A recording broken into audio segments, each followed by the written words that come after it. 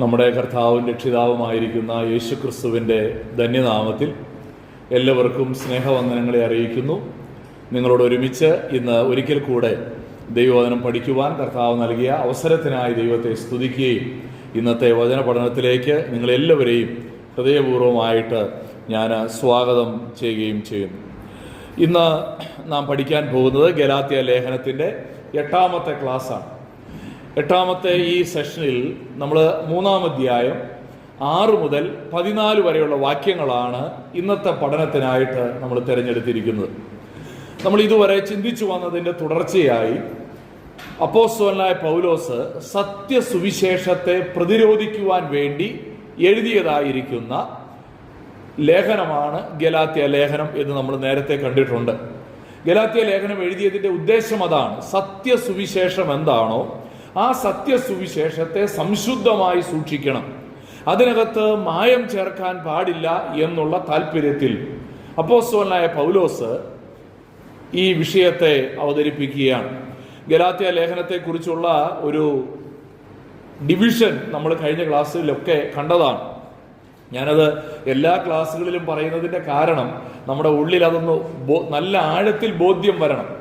ഒരു birds eye view കിട്ടിക്കഴിഞ്ഞിട്ട് നമ്മൾ zoom ചെയ്ത് ഒരു ഭാഗത്തേക്ക് വരുന്നത് പോലെയാണ് നമ്മളിത് പഠിക്കുന്നത്. ഹെലികോപ്റ്ററിൽ ഇരുന്ന് താഴേക്ക് നോക്കിയാൽ മൊത്തത്തിൽ ഇതാണ് കേരളം എന്ന് കണ്ടു, എന്നിട്ട് താഴേക്ക് ഇറങ്ങി വരുമ്പോൾ നമുക്ക് കുറച്ചുകൂടെ ഭംഗിയായിട്ട് അത് മനസ്സിലാക്കാനായിട്ട് കഴിയും. അപ്പോൾ 1-ാം അധ്യായത്തിൻ്റെ 11 മുതലുള്ള വാക്യങ്ങളിലാണ് അപ്പോസ്തലനായ പൗലോസ് സത്യസുവിശേഷത്തെ പ്രതിരോധിക്കുവാനായിട്ട് വാദങ്ങൾ നിരത്തുന്നത്. ആദ്യം ചരിത്രത്തിൽ നിന്ന് ചില കാര്യങ്ങൾ പറയുകയായിരുന്നു. തൻ്റെ തന്നെ അനുഭവം, തൻ്റെ തന്നെ ജീവിതത്തിൻ്റെ വെളിച്ചത്തിൽ നിന്നുകൊണ്ട് താൻ പ്രസംഗിക്കുന്ന ഈ സുവിശേഷം മാനുഷികമായൊരു സുവിശേഷമല്ല, അത് ദൈവം തനിക്ക് വെളിപ്പെടുത്തി തന്നതാണ്, അത് പത്രോസിൽ നിന്നോ യാക്കോബിൽ നിന്നോ താൻ കേട്ടുപഠിച്ചതല്ല എന്ന് ആദ്യം പറഞ്ഞു. 2-ാം അധ്യായത്തിലേക്ക് വന്നപ്പോൾ അപ്പോസ്തലനായ പൗലോസ് പറയുകയാണ്, ഇത് എനിക്ക് ദൈവം വെളിപ്പെടുത്തി തന്ന ഈ സുവിശേഷം ഞാൻ പിന്നീട് ചെന്ന് പത്രോസിനോട് പറഞ്ഞു, ഞാൻ ഇങ്ങനെയൊക്കെയാണ് പ്രസംഗിക്കുന്നത്, ഇത് കറക്റ്റാണോ? പത്രോസ് പറഞ്ഞു, കറക്റ്റാണ്, നിങ്ങളുടെ പ്രസംഗം കൃത്യമായ സുവിശേഷമാണ് എന്ന് പറയാനായിട്ട് ഇടയായി തീർന്നു.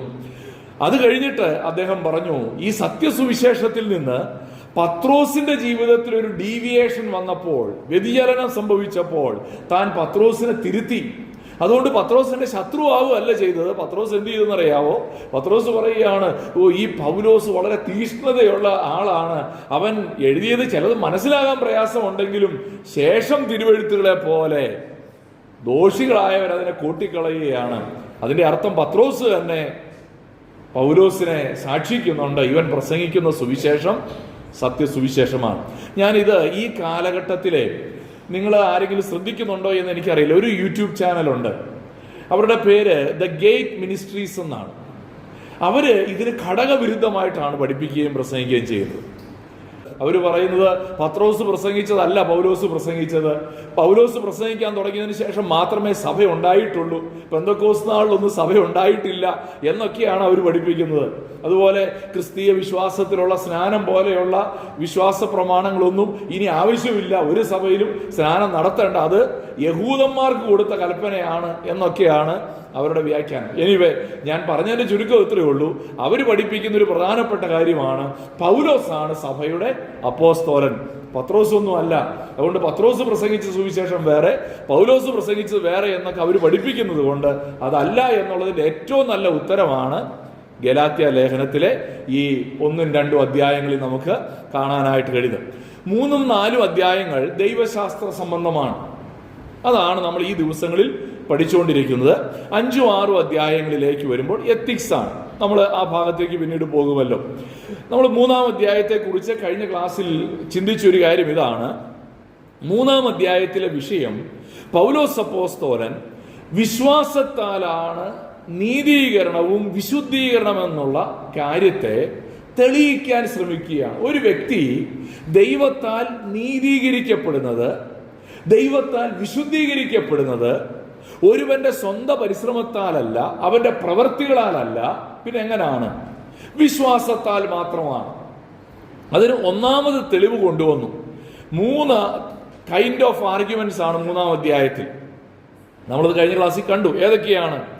3-ാം അധ്യായത്തിന്റെ 1 മുതൽ 5 വരെയുള്ള വാക്യങ്ങളിൽ നമ്മൾ കണ്ടത് അവരുടെ അനുഭവത്തിന്റെ വെളിച്ചത്തിൽ നിന്നുകൊണ്ട് അവരോട് ചോദിക്കുകയാണ്, നിങ്ങൾക്ക് പരിശുദ്ധാത്മാവിനെ കിട്ടിയത് എപ്പോഴാ? പരിച്ഛേദന ഏറ്റപ്പോഴാണോ? അല്ല. പല കാര്യങ്ങൾ അവിടെ പറയുന്നുണ്ട്.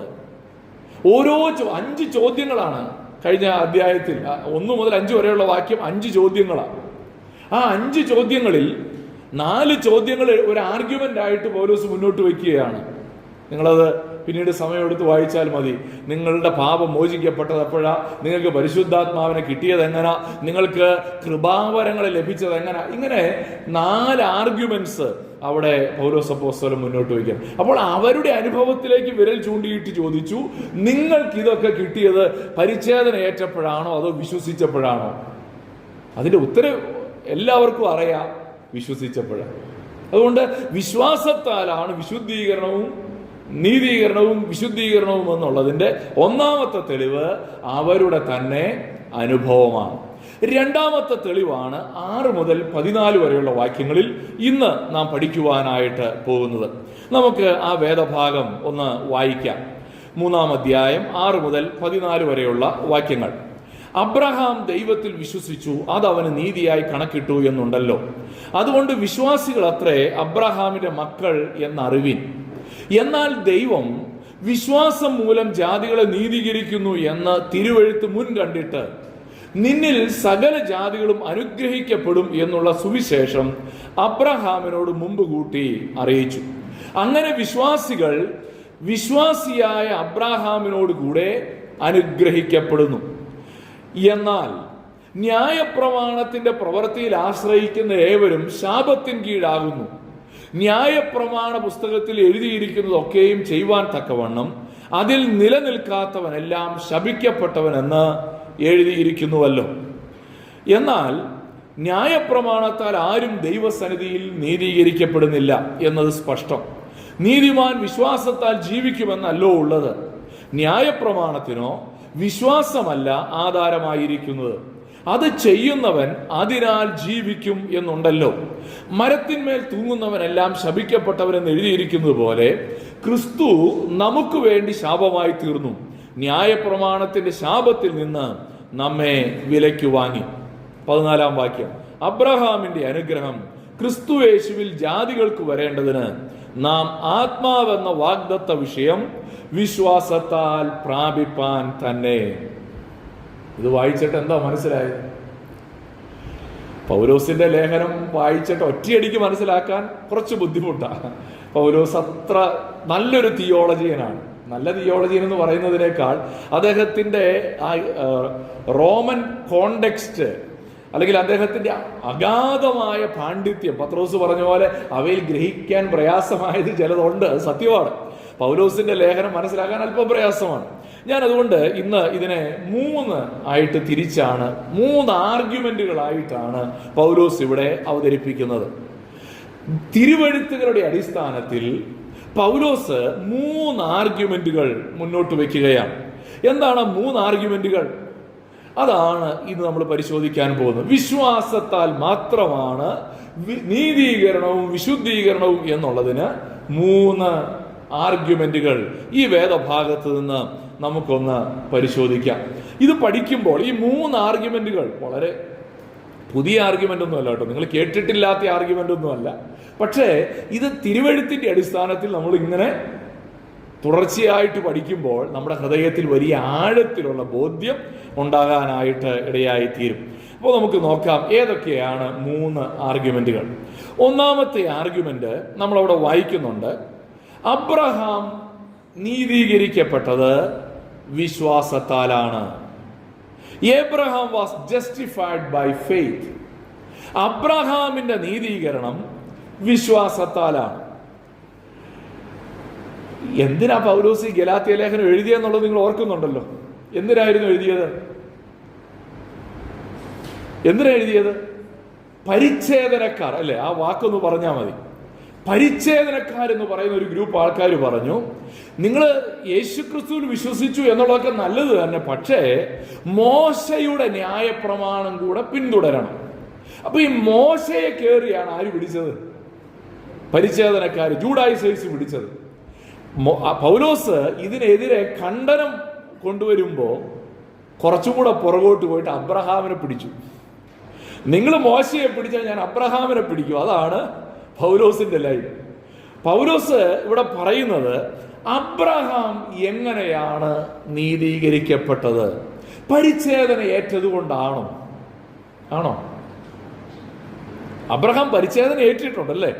നമ്മൾ ആ ഭാഗം വളരെ പരിചിതമാണ് 19-ാം അധ്യായത്തിൽ. പക്ഷെ പരിച്ഛേദന ഏറ്റിട്ടാണോ അബ്രഹാം നീതീകരിക്കപ്പെട്ടത്, അതോ അതിന് മുന്നമേയാണോ? അതാണ് ഇവിടത്തെ ചർച്ചാ വിഷയം എന്ന് പറയും. നോക്കിയാട്ടെ 6-7 വാക്യങ്ങൾ. അബ്രഹാം ദൈവത്തിൽ വിശ്വസിച്ചു, അതവന് നീതിയായി കണക്കിട്ടു എന്നുണ്ടല്ലോ. അതുകൊണ്ട് വിശ്വാസികൾ അത്രേ അബ്രഹാമിന്റെ മക്കൾ എന്ന് അറിവീൻ.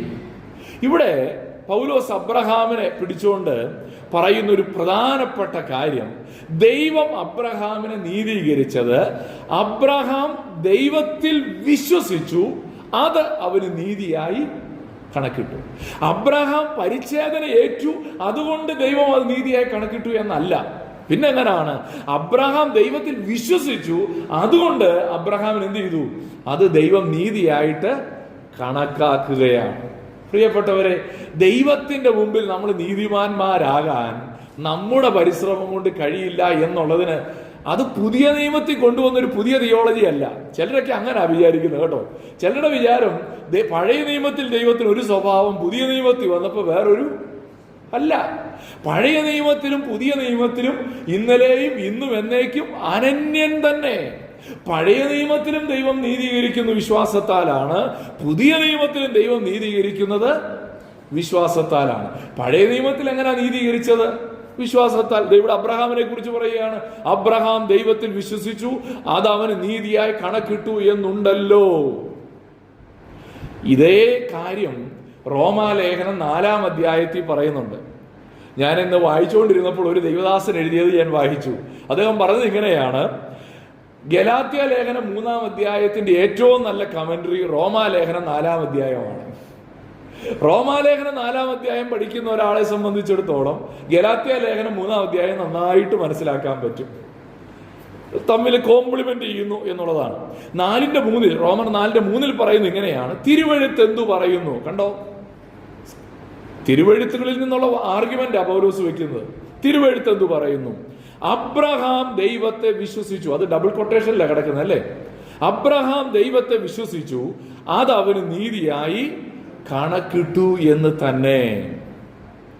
ഉൽപ്പത്തി പുസ്തകം 15-ാം അധ്യായത്തെ കോട്ട് ചെയ്തുകൊണ്ടാണ് ഈ കാര്യം പറയുന്നത്. 15-ാം അധ്യായത്തിന്റെ 5-6 വാക്യങ്ങളിൽ ഈ 15-ാം അധ്യായം തുടങ്ങുമ്പോൾ അബ്രഹാം ചെന്ന് ദൈവത്തോട് പറയും, എന്റെ കർത്താവേ, നീ എന്ത് പണിയായി കാണിക്കുന്നത്? എന്റെ സ്വത്തിനൊക്കെ ദൈവം അവന് വെളിപ്പെട്ടപ്പോ ദൈവം അവൻ പറയും, എന്തോ ഞാൻ നിനക്ക് അതിമഹത്തായ പരിചയം പറയുകയെന്നൊക്കെ പറയുമ്പോൾ അബ്രഹാം പറയും, എന്ത് പരിചയം പറയുക? എനിക്ക് ഉള്ള സമ്പത്തിനൊക്കെ അവകാശി ആരാന്നറിയാമോ? എന്റെ ദാസനായ എലയാസറ. പിന്നെ എന്ത് ദൈവം ഉണ്ടെന്ന് പറഞ്ഞാലും എന്റെ അവസ്ഥ കണ്ടോ, എനിക്കൊരു കുഞ്ഞില്ല. അപ്പൊ ദൈവം അവനോട് മറുപടി പറഞ്ഞ കൂട്ടത്തിൽ പറഞ്ഞു 5-ാം വാക്യത്തിൽ, നീ ആകാശത്തേക്ക് നോക്കുക, നക്ഷത്രങ്ങളെ എണ്ണുവാൻ കഴിയുമെങ്കിൽ എണ്ണുക എന്ന് കൽപ്പിച്ചു, നിന്റെ സന്തതി ഇങ്ങനെയാകും എന്ന് അവനോട് പറഞ്ഞു. അടുത്ത വാക്കെന്താ? അവൻ യഹോവയിൽ വിശ്വസിച്ചു, അവൻ അവന് നീതിയായി കണക്കിട്ടു. ദൈവം അബ്രഹാമിനെ നീതിമാൻ എന്ന് കണക്കിട്ടത് എങ്ങനെ? എനിക്ക് വേണ്ടി യേശുക്രിസ്തു ക്രൂശിൽ മരിച്ചു എന്നൊന്നും വിശ്വസിക്കാനുള്ള വെളിപ്പാട് അബ്രഹാമിന് കിട്ടിയിരുന്നില്ല.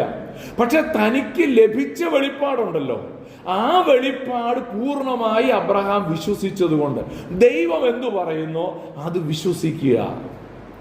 ഇതാണ് പഴയ നിയമ വിശുദ്ധന്മാരുടെ നീതി എന്ന് പറയുന്നത്. അവർക്കെല്ലാവർക്കും ഇന്ന് നമ്മൾ വിശ്വസിക്കുന്ന അത്രയൊന്നും വെളിപ്പാടുകൾ കിട്ടിയിട്ടില്ല. നമ്മുടെ പാപത്തിന്റെ പരിഹാരത്തിന് വേണ്ടി കർത്താവായ യേശു ക്രിസ്തു കാൽവരി ക്രൂശിൽ തൂക്കപ്പെട്ടു എന്നുള്ള ആ വെളിപ്പാടിലേക്കൊന്നും ഈ പഴയ നിയമ വിശുദ്ധന്മാർ എത്തിയിട്ടില്ല. അവർക്ക് അത്രയൊന്നും ഗ്രഹിക്കാനും കഴിഞ്ഞിട്ടില്ല. പക്ഷെ അവർക്ക് വെളിപ്പെട്ട കാര്യം അവരെന്ത് ചെയ്തു? വിശ്വസിച്ചു. അബ്രഹാമിനോട് മക്കളെ കുറിച്ചാണ് പറഞ്ഞത്. അതവൻ വിശ്വസിച്ചു. ദൈവത്തെ വിശ്വസിക്കുന്ന ഒരുവനെ ദൈവം എന്ത് ചെയ്യും? നീതിമാനായിട്ട് കണക്കാക്കുകയാണ്. ദൈവം എന്തുമാത്രം വെളിപ്പാട് തന്നോ അത്രമാത്രം നമ്മൾ എന്ത് ചെയ്യണം? വിശ്വസിക്കണം. അതാണ് ഇവിടെ അപ്പോൾ അബ്രഹാമിനെ കുറിച്ച് നമ്മൾ വായിക്കുമ്പോൾ അബ്രഹാം നീതീകരിക്കപ്പെട്ടത് അബ്രഹാമിന് ലഭിച്ച വെളിപ്പാട് വിശ്വസിച്ചത് കൊണ്ടാണ്. ഈ റോമാലേഖനം 4-ാം അധ്യായത്തിലേക്ക് ഒന്ന് തിരിച്ചു പോയാൽ അവിടെ ഒരു ചോദ്യം ചോദിക്കുന്നുണ്ട് 9-ഉം 10-ഉം വാക്യങ്ങളിൽ. അവിടെ ഈ ലംഘനം ക്ഷമിച്ചും പാപം മോചിച്ചും കിട്ടിയതിനെ കുറിച്ച് പറഞ്ഞിട്ട് ചോദിക്കുന്ന ഒരു ചോദ്യമാണ് 9-ാം വാക്യത്തിൽ. എങ്ങനാ പാപം മോചിക്കപ്പെടുന്നത്? എങ്ങനാ ലംഘനം ക്ഷമിക്കപ്പെടുന്നത്? അതാണ് ഈ ഭാഗ്യവർണ്ണനം. കാരണം 32-ാം സങ്കീർത്തനത്തിൽ നിന്ന് ഉദ്ധരിച്ച് പറയുന്ന 32-ാം സങ്കീർത്തനം എങ്ങനെ? ലംഘനം ക്ഷമിച്ചു പാപം മറച്ചു കിട്ടിയവൻ ഭാഗ്യവാൻ. അപ്പോ അത് വായിച്ചേച്ച് പൗലോസ് ചോദിക്കുക, ഈ ഭാഗ്യവർണ്ണനം പരിച്ഛേദനയ്ക്കോ എന്ന് പറഞ്ഞാൽ പരിച്ഛേദന ഏറ്റവർക്കാണോ ഈ പാപം മോചിക്കുന്ന ഭാഗ്യം കിട്ടുന്നത്? ഈ ഭാഗ്യവർണ്ണനം പരിച്ഛേദനയ്ക്കോ അഗ്രചർമ്മത്തിനും കൂടെയോ എന്ന് പറഞ്ഞാൽ പരിച്ഛേദന ഏൽക്കാത്തവർക്കാണോ? അബ്രഹാമിന് വിശ്വാസം നീതിയായി കണക്കിട്ടു എന്നല്ലോ നാം പറയുന്നത്. എങ്ങനെ കണക്കിട്ടത്? പരിച്ഛേദനയിലോ അഗ്രചർമ്മത്തിലോ?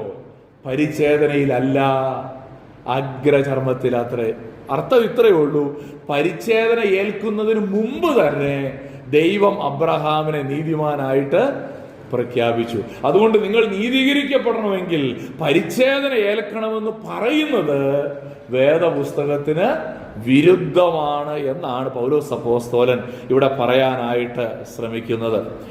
ഈ ഒരു സ്ഥലത്ത് ഒരു രാജാവ്, അദ്ദേഹം ഒരു രാജകീയ പൗരത്വം കൊടുക്കാനായിട്ട് ഒരു പ്രഖ്യാപനം നടത്തി. അദ്ദേഹം പറഞ്ഞു, എൻ്റെ രാജ്യത്തെ പൗരത്വം കിട്ടാനായിട്ട് വളരെ നല്ലൊരു രാജ്യമാകട്ടോ, നമ്മുടെ മാവേലി നാടുവാണതുപോലെയുള്ള സുന്ദര സുരഭിലമായ ഒരു രാജ്യം. കഥയാന്ന് ഇപ്പോഴേ മനസ്സിലായല്ലോ അല്ലേ? അപ്പോൾ അങ്ങനത്തെ ഒരു സുന്ദര സുരഭിലമായ ഒരു രാജ്യത്ത് രാജാവ് പ്രഖ്യാപിച്ചു, എൻ്റെ രാജ്യത്ത് പൗരത്വം തരുന്നത് ഞാനാ എന്ന് പറഞ്ഞു. എൻ്റെ രാജ്യത്ത് പൗരത്വം തരുന്നത് ഞാനാ. അന്ന് മുതൽ ഈ രാജ്യത്തുള്ള ആളുകൾ മുഴുവൻ പൗരത്വം കിട്ടാൻ വേണ്ടി ഓരോരോ കാര്യങ്ങൾ ചെയ്യാൻ തുടങ്ങി. കുറേ ആൾക്കാര് തൻ്റെ പണം മുഴുവനും കൊണ്ടുവന്ന് രാജാവിൻ്റെ ട്രഷറിയിൽ അടയ്ക്കുക. കാര്യം എന്നാ? കാശ് കൊടുത്ത് ഈ പൗരത്വം മേടിക്കുക. കാശ് കൊണ്ടുപോയി ഇങ്ങനെ അടച്ചുകൊണ്ടിരിക്കുകയാണ്.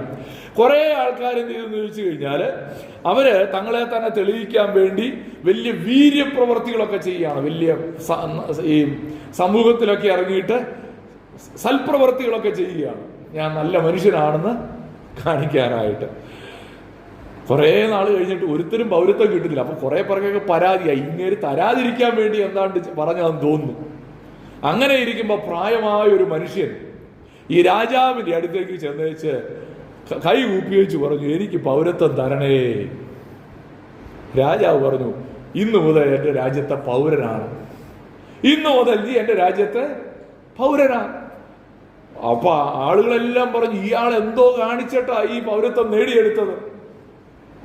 അപ്പൊ അയാൾ പറഞ്ഞു, ഞാനൊന്നും ചെയ്തില്ല, രാജാവ് തന്നു, ഞാൻ സ്വീകരിച്ചു. ഇല്ല, എന്തെങ്കിലും ചെയ്തു കാണും. അപ്പൊ അയാൾ പറഞ്ഞു, ഒന്നും ചെയ്യണ്ട, നമ്മുടെ രാജാവ് നല്ലവനാണ്, നിങ്ങൾ ചെന്ന് അദ്ദേഹത്തോട് പറഞ്ഞാൽ മാത്രം മതി, എനിക്കും പൗരത്വം തരണേ, അദ്ദേഹം തരും. പക്ഷെ ഇത് വിശ്വസിക്കാൻ അനേകരും തയ്യാറാകുന്നില്ല. കാര്യം എന്നാ? ഞാനൊന്നും ഓശാരത്തിന് വാങ്ങില്ലെന്നാണ് പലരുടെയും ചിന്ത. രക്ഷ എന്നുള്ളത് ദൈവത്തിന്റെ ദാനമാണ്, നമുക്ക് നേടിയെടുക്കാൻ കഴിയാത്തതാണ്. അബ്രഹാം പരിച്ഛേദന ആചാരങ്ങൾ അനുഷ്ഠിച്ചത് കൊണ്ടോ സൽപ്രവൃത്തികൾ ചെയ്തതുകൊണ്ടോ പണം മുടക്കിയത് കൊണ്ടോ ലഭിക്കുന്നതല്ല സ്വർഗീയ പൗരത്വം. അത് ദൈവത്തിന്റെ ദാനമാണെന്നുള്ള ആ വലിയ യാഥാർത്ഥ്യത്തിലേക്കാണ് ഇവിടെ നമുക്ക് കാണുവാനായിട്ട് കഴിയുന്നത്. നോക്കിയാട്ടെ, ഗലാത്യ ലേഖനം, ഒരു വാക്യം കൂടെ വായിച്ചിട്ട് ഗലാത്യ ലേഖനം 3:7 വാക്യം എന്താ അവിടെ പറയുന്നത്?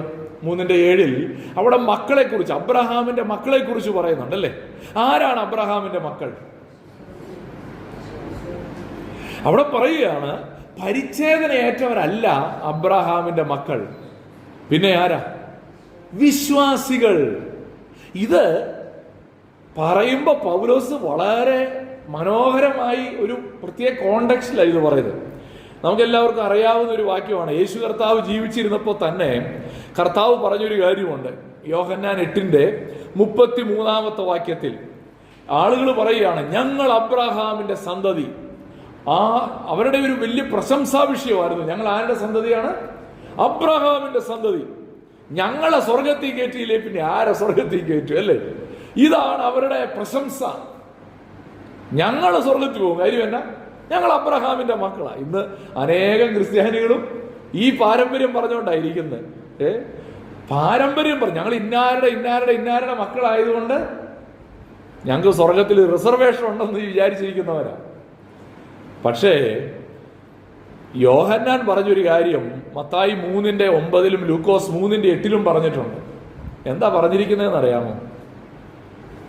അബ്രഹാം ഞങ്ങൾക്ക് പിതാവായിട്ടുണ്ട് എന്ന് ഉള്ളം കൊണ്ട് പറയാൻ തുനിയരുത്. എന്നിട്ട് അതിനൊരു കാര്യം പറഞ്ഞു. എന്താ? ഈ കല്ലുകളിൽ നിന്ന് അബ്രഹാമിന് മക്കളെ ഉളവാക്കുവാൻ ദൈവത്തിന് കഴിയും എന്ന് ഞാൻ നിങ്ങളോട് പറയുന്നു. അവരുടെ പ്രശംസാ വിഷയമായിരുന്നു ഞങ്ങൾ അബ്രഹാമിന്റെ സന്തതിയാണ്. പക്ഷെ യോഹന്നാൻ മുഖത്ത് നോക്കി അല്ലെങ്കിൽ പരിഹസിച്ചുകൊണ്ട് പറയുകയാണ്, നിങ്ങൾ ഇതുപോലെ മണ്ടത്തരം പറയല്ലേ. ദൈവത്തിന് അബ്രഹാമിന് സന്തതികളെ ജനിപ്പിക്കാൻ താഴെ കിടക്കുന്ന കല്ലുകളിൽ നിന്ന് മതി. ഞാനതിനെ ഇങ്ങനെ ഒന്ന് എക്സ്പ്ലെയിൻ ചെയ്തോട്ടെ. ആ താഴെ കിടന്ന കല്ലുകൾ ആരാന്നറിയാവോ? ഞാനും നിങ്ങളുമാണ്. നമ്മളാരും അബ്രഹാമിന്റെ കുടുംബത്തിൽ ജനിച്ചവരൊന്നുമല്ല, പാരമ്പര്യത്തിൽ ജനിച്ചവരൊന്നുമല്ല. നമ്മളൊക്കെ പുറം പറമ്പിൽ എറിയപ്പെട്ട് കിടന്ന കല്ലുകളായിരുന്നു. എന്നാൽ ആ കല്ലുകളിൽ നിന്ന് വിശ്വാസത്താൽ സന്തതികളെ ജനിപ്പിച്ച ദൈവസ്നേഹത്തെയാണ് പുതിയ നിയമം നമുക്ക് പരിചയപ്പെടുത്തുന്നത്. അബ്രഹാം ദൈവത്തിൽ വിശ്വസിച്ചു, അവന് നീതിയായി കണക്കിട്ടതുപോലെ ഞാനും നിങ്ങളും കർത്താവായിരിക്കുന്ന യേശു ക്രിസ്തുവിൽ വിശ്വസിക്കുമ്പോൾ നമുക്ക് നീതിയായി കണക്കിടുന്ന ഒരു ദൈവത്തിന്റെ പദ്ധതി. ദൈവത്തിന് സ്തോത്രം. ആ പുറംപറമ്പിൽ കിടന്ന എന്നെ, ഒരു പാട്ടുണ്ടല്ലോ, ഞാൻ പാട്ടുകാരനായതുകൊണ്ടാണ് പാടാത്തത്. പുറംപറമ്പിൽ കിടന്ന കല്ലുകളായ നമ്മളെ അവിടുന്ന് പെറുക്കിയെടുത്തു. എന്നിട്ടൊരു പദവി തന്നു. ഇസ്രായേൽ പൗരതയോട് സംബന്ധമില്ലാത്ത, അബ്രഹാമുമായിട്ടൊരു ബന്ധമില്ലാത്ത നമ്മളെ വിശ്വസിച്ചതുകൊണ്ട് ദൈവമക്കളാകുവാൻ അവൻ അധികാരം നൽകിയിരിക്കുകയാണ്. നോക്കിയാട്ടെ, ഗലാത്യ ലേഖനം 3:8-9 വാക്യങ്ങൾ. അവിടെ പറയുന്നത് ഇങ്ങനെയാണ്: എന്നാൽ ദൈവം വിശ്വാസം മൂലം ജാതികളെ നീതീകരിക്കുന്നു എന്ന് തിരുവെഴുത്ത് മുൻകണ്ടിട്ട്, ആ വാക്ക് ശ്രദ്ധിക്കണേ, മുൻകണ്ടിട്ട് നിന്നിൽ, അബ്രഹാമിന് കൊടുത്ത വാഗ്ദത്തം എന്താ? നിന്നിൽ സകല ജാതികളും അനുഗ്രഹിക്കപ്പെടും എന്നുള്ള സുവിശേഷം അബ്രഹാമിനോട് മുമ്പ് കൂട്ടി അറിയിച്ചു. അബ്രഹാം സുവിശേഷം കേട്ടോ? ഇവിടെ പറയുകയാണ് അബ്രഹാമിനോട് സുവിശേഷം പറഞ്ഞത്. പക്ഷെ അബ്രഹാമിനോട് കർത്താവായ യേശു ക്രിസ്തു വിശ്വസിക്കാതൊന്നും അല്ല പറഞ്ഞത്. പിന്നെന്താ? അബ്രഹാമിനോട് പറഞ്ഞു, നിന്നിൽ സകല ജാതികളും അനുഗ്രഹിക്കപ്പെടും. നിന്നിൽ നിന്റെ സന്തതി അനുഗ്രഹിക്കപ്പെടുമെന്ന് മാത്രം പറഞ്ഞിരുന്നെങ്കിൽ നമുക്ക് വേണമെങ്കിൽ വിചാരിക്കായിരുന്നു ഇസ്രായേൽക്കാർ മാത്രമാണ്. സകല ജാതികളും. കർത്താവ് ഈ സുവിശേഷം എപ്പോഴും അങ്ങനെ കേട്ടോ. ചില ആളുകളൊക്കെ പറയാറുണ്ട് ഈ ദൈവത്തിന് ഭയങ്കര പാർഷ്യാലിറ്റിയാ. ചില വാക്യത്തിലൊക്കെ വായിക്കുന്നില്ലേ, ആദ്യ യഹൂദനും പിന്നെ യവനും. അപ്പൊ ദൈവത്തിന് ഇസ്രായേൽക്കാരോട് എന്തോ ഒരു പ്രത്യേക. വാസ്തവത്തിൽ അങ്ങനല്ല അത് മനസ്സിലാക്കേണ്ടത്. ദൈവം ഒരു ക്ലാസ് ലീഡറുടെ കയ്യിലേക്ക് ഒരു ടീച്ചർ വന്ന് ഒരു ബോക്സ് നിറയെ ചോക്ലേറ്റ് കൊടുക്കുന്ന പോലെ.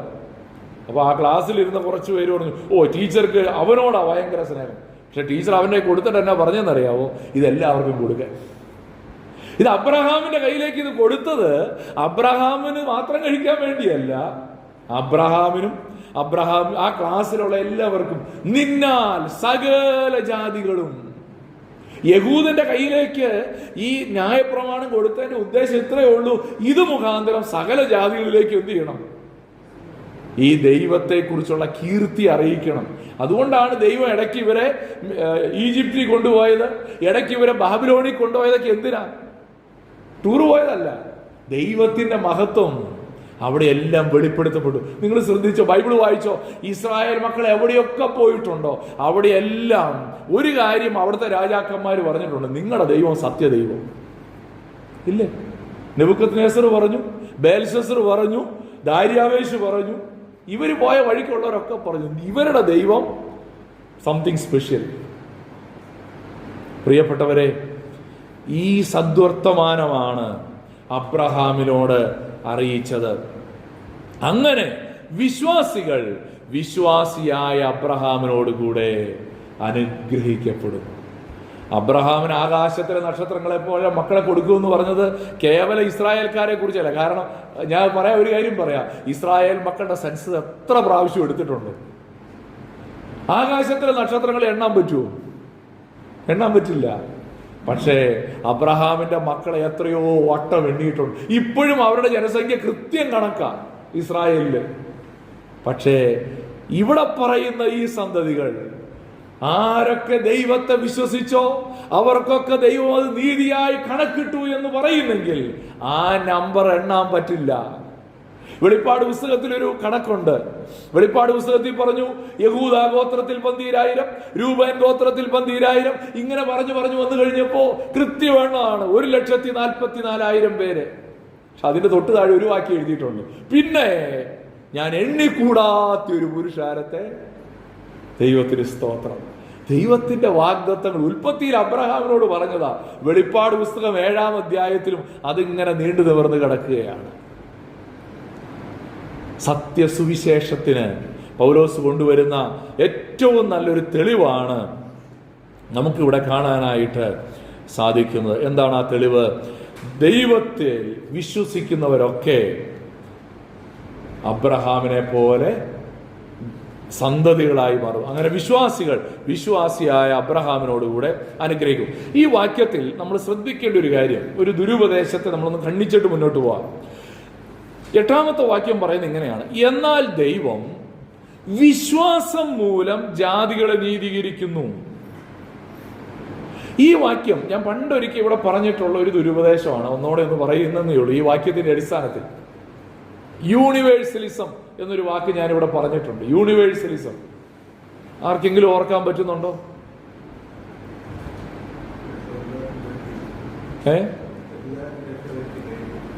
എല്ലാവരും രക്ഷിക്കപ്പെട്ട് കഴിഞ്ഞു എന്നാണ് ആ ഉപദേശം. യേശുക്രിസ്തു ക്രൂശിൽ മരിച്ചതോടുകൂടെ എല്ലാവരും എന്ത് ചെയ്തു കഴിഞ്ഞു? രക്ഷിക്കപ്പെട്ട് കഴിഞ്ഞു എന്നാണ് ഈ ദുരുപദേശം പറയുന്നത്. എന്ന് പറഞ്ഞാൽ ഇനി ആരോടും സുവിശേഷം പ്രസംഗിക്കേണ്ട, ആരും വിശ്വസിച്ചില്ലെങ്കിലും അവരെല്ലാവരും ദൈവമക്കളായി കഴിഞ്ഞു, അവരെല്ലാവരും രക്ഷിക്കപ്പെട്ട് കഴിഞ്ഞു. ഇനി ക്രിസ്ത്യാനി ആയാലും ഹിന്ദു ആയാലും മുസ്ലിം ആയാലും നിരീശ്വരവാദിയാണെങ്കിലും അവരെല്ലാം രക്ഷിക്കപ്പെട്ടവരാണ്, സ്വർഗത്തിൽ പോകുമെന്നാണ് യൂണിവേഴ്സലിസം എന്ന ഈ ദുരുപദേശം പറയുന്നത്. പക്ഷെ ഈ വാക്യം പറയുന്നത് എന്താണ്? എന്നാൽ ദൈവം വിശ്വാസം മൂലം, ഓൺലി ബൈ ഫെയ്ത്ത്, വിശ്വാസത്താൽ മാത്രമേ ജാതികളെ നീതീകരിക്കുകയുള്ളൂ. അതുകൊണ്ട് ഈ ഒരു അടിസ്ഥാന സത്യം നമ്മൾ മനസ്സിലാക്കണം. എല്ലാവരും സ്വർഗത്തിൽ പോകില്ല എന്നുള്ളത് വേദപുസ്തകം തന്നെ നമ്മളോട് പറയുന്നു. അങ്ങനെ ദൈവം എല്ലാവരും സ്വർഗത്തിൽ കൊണ്ടുപോകാൻ വെച്ചേക്കുകയല്ല. റോമാലേഖനത്തിൽ 3-ാം അധ്യായത്തിൽ വായിക്കുന്ന ഒരു കാര്യമുണ്ട്: വിശ്വസിക്കുന്നവർക്ക് അവൻ തന്റെ രക്തം മൂലം പ്രായശ്ചിത്തമാകുവാൻ. 25-ാം വാക്യം, റോമർ 3:25. വിശ്വസിക്കുന്നവർക്ക് തന്റെ രക്തം മൂലം പ്രായശ്ചിത്തമാകുവാൻ ദൈവം അവനെ പരസ്യമായി നിർത്തിയിരിക്കുന്നു. ആർക്കു വേണ്ടിയാ? വിശ്വസിക്കുന്നവർക്ക്. യേശുക്രിസ്തുവിന്റെ ക്രൂശുമരണം എല്ലാവർക്കും വേണ്ടിയാ. പക്ഷേ ആർക്കാണ് അതിന്റെ ഗുണം കിട്ടുന്നത്? വിശ്വസിക്കുന്നവർ. നമ്മുടെ റോട്ടിൽ കൂടി എല്ലാം ഈ ഇലക്ട്രിക് ലൈൻ പോകുന്നുണ്ടല്ലേ. പക്ഷെ വീട്ടിൽ ബൾബ് കത്തണമെന്നുണ്ടെങ്കിൽ ആ ലൈനിൽ നിന്ന് ഒരു കണക്ഷൻ ഇങ്ങ് എടുക്കണം. റേഷൻ കടയിൽ ഓണമായപ്പോൾ ഒത്തിരി ചാക്ക് അരി വന്നു. എല്ലാവർക്കും ഉള്ളതുണ്ടെന്ന് വിചാരിച്ചോ? നമ്മൾ റേഷൻ കടയിൽ ചെന്ന് കാർഡ് കൊടുത്ത് പതിപ്പിച്ച് ഇത് വാങ്ങിയില്ലെങ്കിൽ നമുക്കില്ല. കർത്താവിന്റെ ക്രൂശുമരണം എല്ലാ മനുഷ്യരുടെയും പാപത്തിന് പരിഹാരത്തിന് വേണ്ടിയാ. പക്ഷെ അത് എഫക്റ്റീവ് ആകുന്നത് ആർക്കാ? റേഷൻ കടയിൽ ചെന്ന് പതിപ്പിച്ചവർക്കാ. വിശ്വാസം മൂലം കർത്താവിനെ ഹൃദയത്തിലേക്ക് സ്വീകരിച്ചവർക്ക് മാത്രമാണ്. അല്ലെങ്കിൽ ആർക്കും ഈ രക്ഷയുടെ പ്രയോജനം ലഭിക്കുവാനായിട്ട് സാധ്യമല്ല. ഇവിടെ നമ്മൾ കണ്ട ഒരു കാര്യം, നിന്നിൽ സകല ജാതികളും അനുഗ്രഹിക്കപ്പെടുമെന്ന് പറഞ്ഞത് വിശ്വാസത്താലാണ്, പരിച്ഛേദനയാലല്ല, ന്യായപ്രമാണത്താലല്ല. സമയം മുന്നോട്ട് പോയല്ലോ, വേഗത്തിൽ പറയാനായിട്ട് ഞാൻ ആഗ്രഹിക്കുകയാണ്. അപ്പോൾ ഒന്നാമത്തെ ആർഗ്യുമെന്റ്, അബ്രഹാം നീതീകരിക്കപ്പെട്ടത് പരിച്ഛേദന ഏറ്റതുകൊണ്ടല്ല, വിശ്വാസത്താലാണ്. അതാണ്, വിശ്വാസമാണ് സുവിശേഷത്തിന്റെ അടിസ്ഥാന ഉപദേശം എന്ന് പറയുന്നതിന്റെ ഒന്നാമത്തെ കാര്യം. 2, 3-ാം അധ്യായം 10 മുതലുള്ള വാക്യങ്ങളാണ്. 10 മുതൽ 12 വരെയുള്ള വാക്യങ്ങളിൽ രണ്ടാമതൊരു വാദം പൗലോസ് അപ്പോസ്തലൻ കൊണ്ടുവരികയാണ്. രണ്ടാമത്തെ വാദം ഇതാണ്: ഇനി ന്യായപ്രമാണമോ പരിച്ഛേദനയോ ആണെന്ന് നിങ്ങൾ എടുത്താൽ അതിനകത്തൊരു അപകടമുണ്ട്. എന്താ അപകടം? ന്യായപ്രമാണത്താൽ ഒരു മനുഷ്യനും നീതീകരിക്കപ്പെടുന്നില്ല എന്ന് മാത്രമല്ല, നിങ്ങൾ ശപിക്കപ്പെടാനാണ് സാധ്യത. ന്യായപ്രമാണം അനുസരിച്ച് നീതീകരിക്കപ്പെടുമെന്ന് വിചാരിച്ചാണോ നിങ്ങൾ പരിച്ഛേദനയേക്കാൻ പറയുന്നത്? അബദ്ധം കാണിക്കല്ലേ, നിങ്ങൾ ശപിക്കപ്പെടും. ഇതാ പൗലോസിന്റെ വാദം. നോക്കിയേ, 10-ാം വാക്യത്തിൽ പറയുന്നത് ഇങ്ങനെയാണ്: എന്നാൽ ന്യായപ്രമാണത്തിന്റെ പ്രവൃത്തിയിൽ ആശ്രയിക്കുന്ന ഏവരും, ആ വാക്ക് പ്രത്യേകം ശ്രദ്ധിക്കുക, ന്യായപ്രമാണത്തിന്റെ പ്രവൃത്തിയിൽ ആശ്രയിക്കുന്ന ഏവരും ശാപത്തിൻ കീഴാകുന്നു. ഇവിടെ ന്യായപ്രമാണത്തിന്റെ പ്രവൃത്തിയിൽ ആശ്രയിക്കുക എന്നാ പറഞ്ഞിരിക്കുന്നത്. എന്ന് പറഞ്ഞാൽ ന്യായപ്രമാണം അനുസരിച്ച് നീതീകരിക്കപ്പെടാൻ ആഗ്രഹിക്കുക എന്നാണ് അതിന്റെ അർത്ഥം. അല്ലെങ്കിൽ ന്യായപ്രമാണത്തിലെ ഓരോ ആചാരങ്ങൾ അനുഷ്ഠിക്കുന്നതിലൂടെ ദൈവം എന്നിൽ പ്രസാദിക്കും, അങ്ങനെ കർത്താവിനെ നീതീകരിക്കും എന്ന് വിചാരിക്കുന്ന ഒരു മനോഭാവത്തെ പൗലോസ് പറയുകയാണ്. എന്നാൽ ന്യായപ്രമാണത്തിന്റെ പ്രവൃത്തിയിൽ ആശ്രയിക്കുന്ന ഏവരും ശാപത്തിന്റെ കീഴാകുന്നു. എന്നിട്ട് അവിടെ അത് എക്സ്പ്ലെയിൻ ചെയ്യുന്നുണ്ട്. എങ്ങനെ എക്സ്പ്ലെയിൻ ചെയ്തത്? അവിടെ പറയുകയാണ്: ന്യായപ്രമാണ പുസ്തകത്തിൽ എഴുതിയിരിക്കുന്നത് ഒക്കെയും ചെയ്യുവാൻ തക്കവണ്ണം അതിൽ നിലനിൽക്കാത്തവനെല്ലാം ശപിക്കപ്പെട്ടവൻ എന്ന് എഴുതിയിരിക്കുന്നുവല്ലോ. അവിടെ പറയുന്നത് എന്താണ്? ന്യായപ്രമാണത്തിൽ എഴുതിയിരിക്കുന്നത് ഒക്കെയും, ആ വാക്ക് ഹൈലൈറ്റ് ചെയ്യണം. ഈ പഴയ നിയമത്തിൽ എത്ര കൽപ്പനകളുണ്ട് അറിയാമോ?